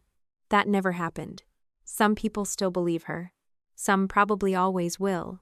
The difference is that the places where her version had real consequences, the production company, the publisher, my parents, and finally me, stopped treating feeling as permission to invent fact. Ashley owns how being my sister felt. I own the things I actually did. And somewhere between those two truths is a boundary neither of us gets to cross for the other. I closed the archive folder and ordered the photograph of Nathan and me laughing on the dance floor. That is the one hanging in our hallway now. Not the empty space. Not the bar. Not the dance Dad missed. My wedding belonged to me again. You can respect someone's feelings without surrendering the facts. When family members rewrite your actions, stay calm, keep records, set clear boundaries, and refuse to fight over every opinion. Protect your peace without accepting false blame. If you value stories with lessons like this, subscribe to our channel for more.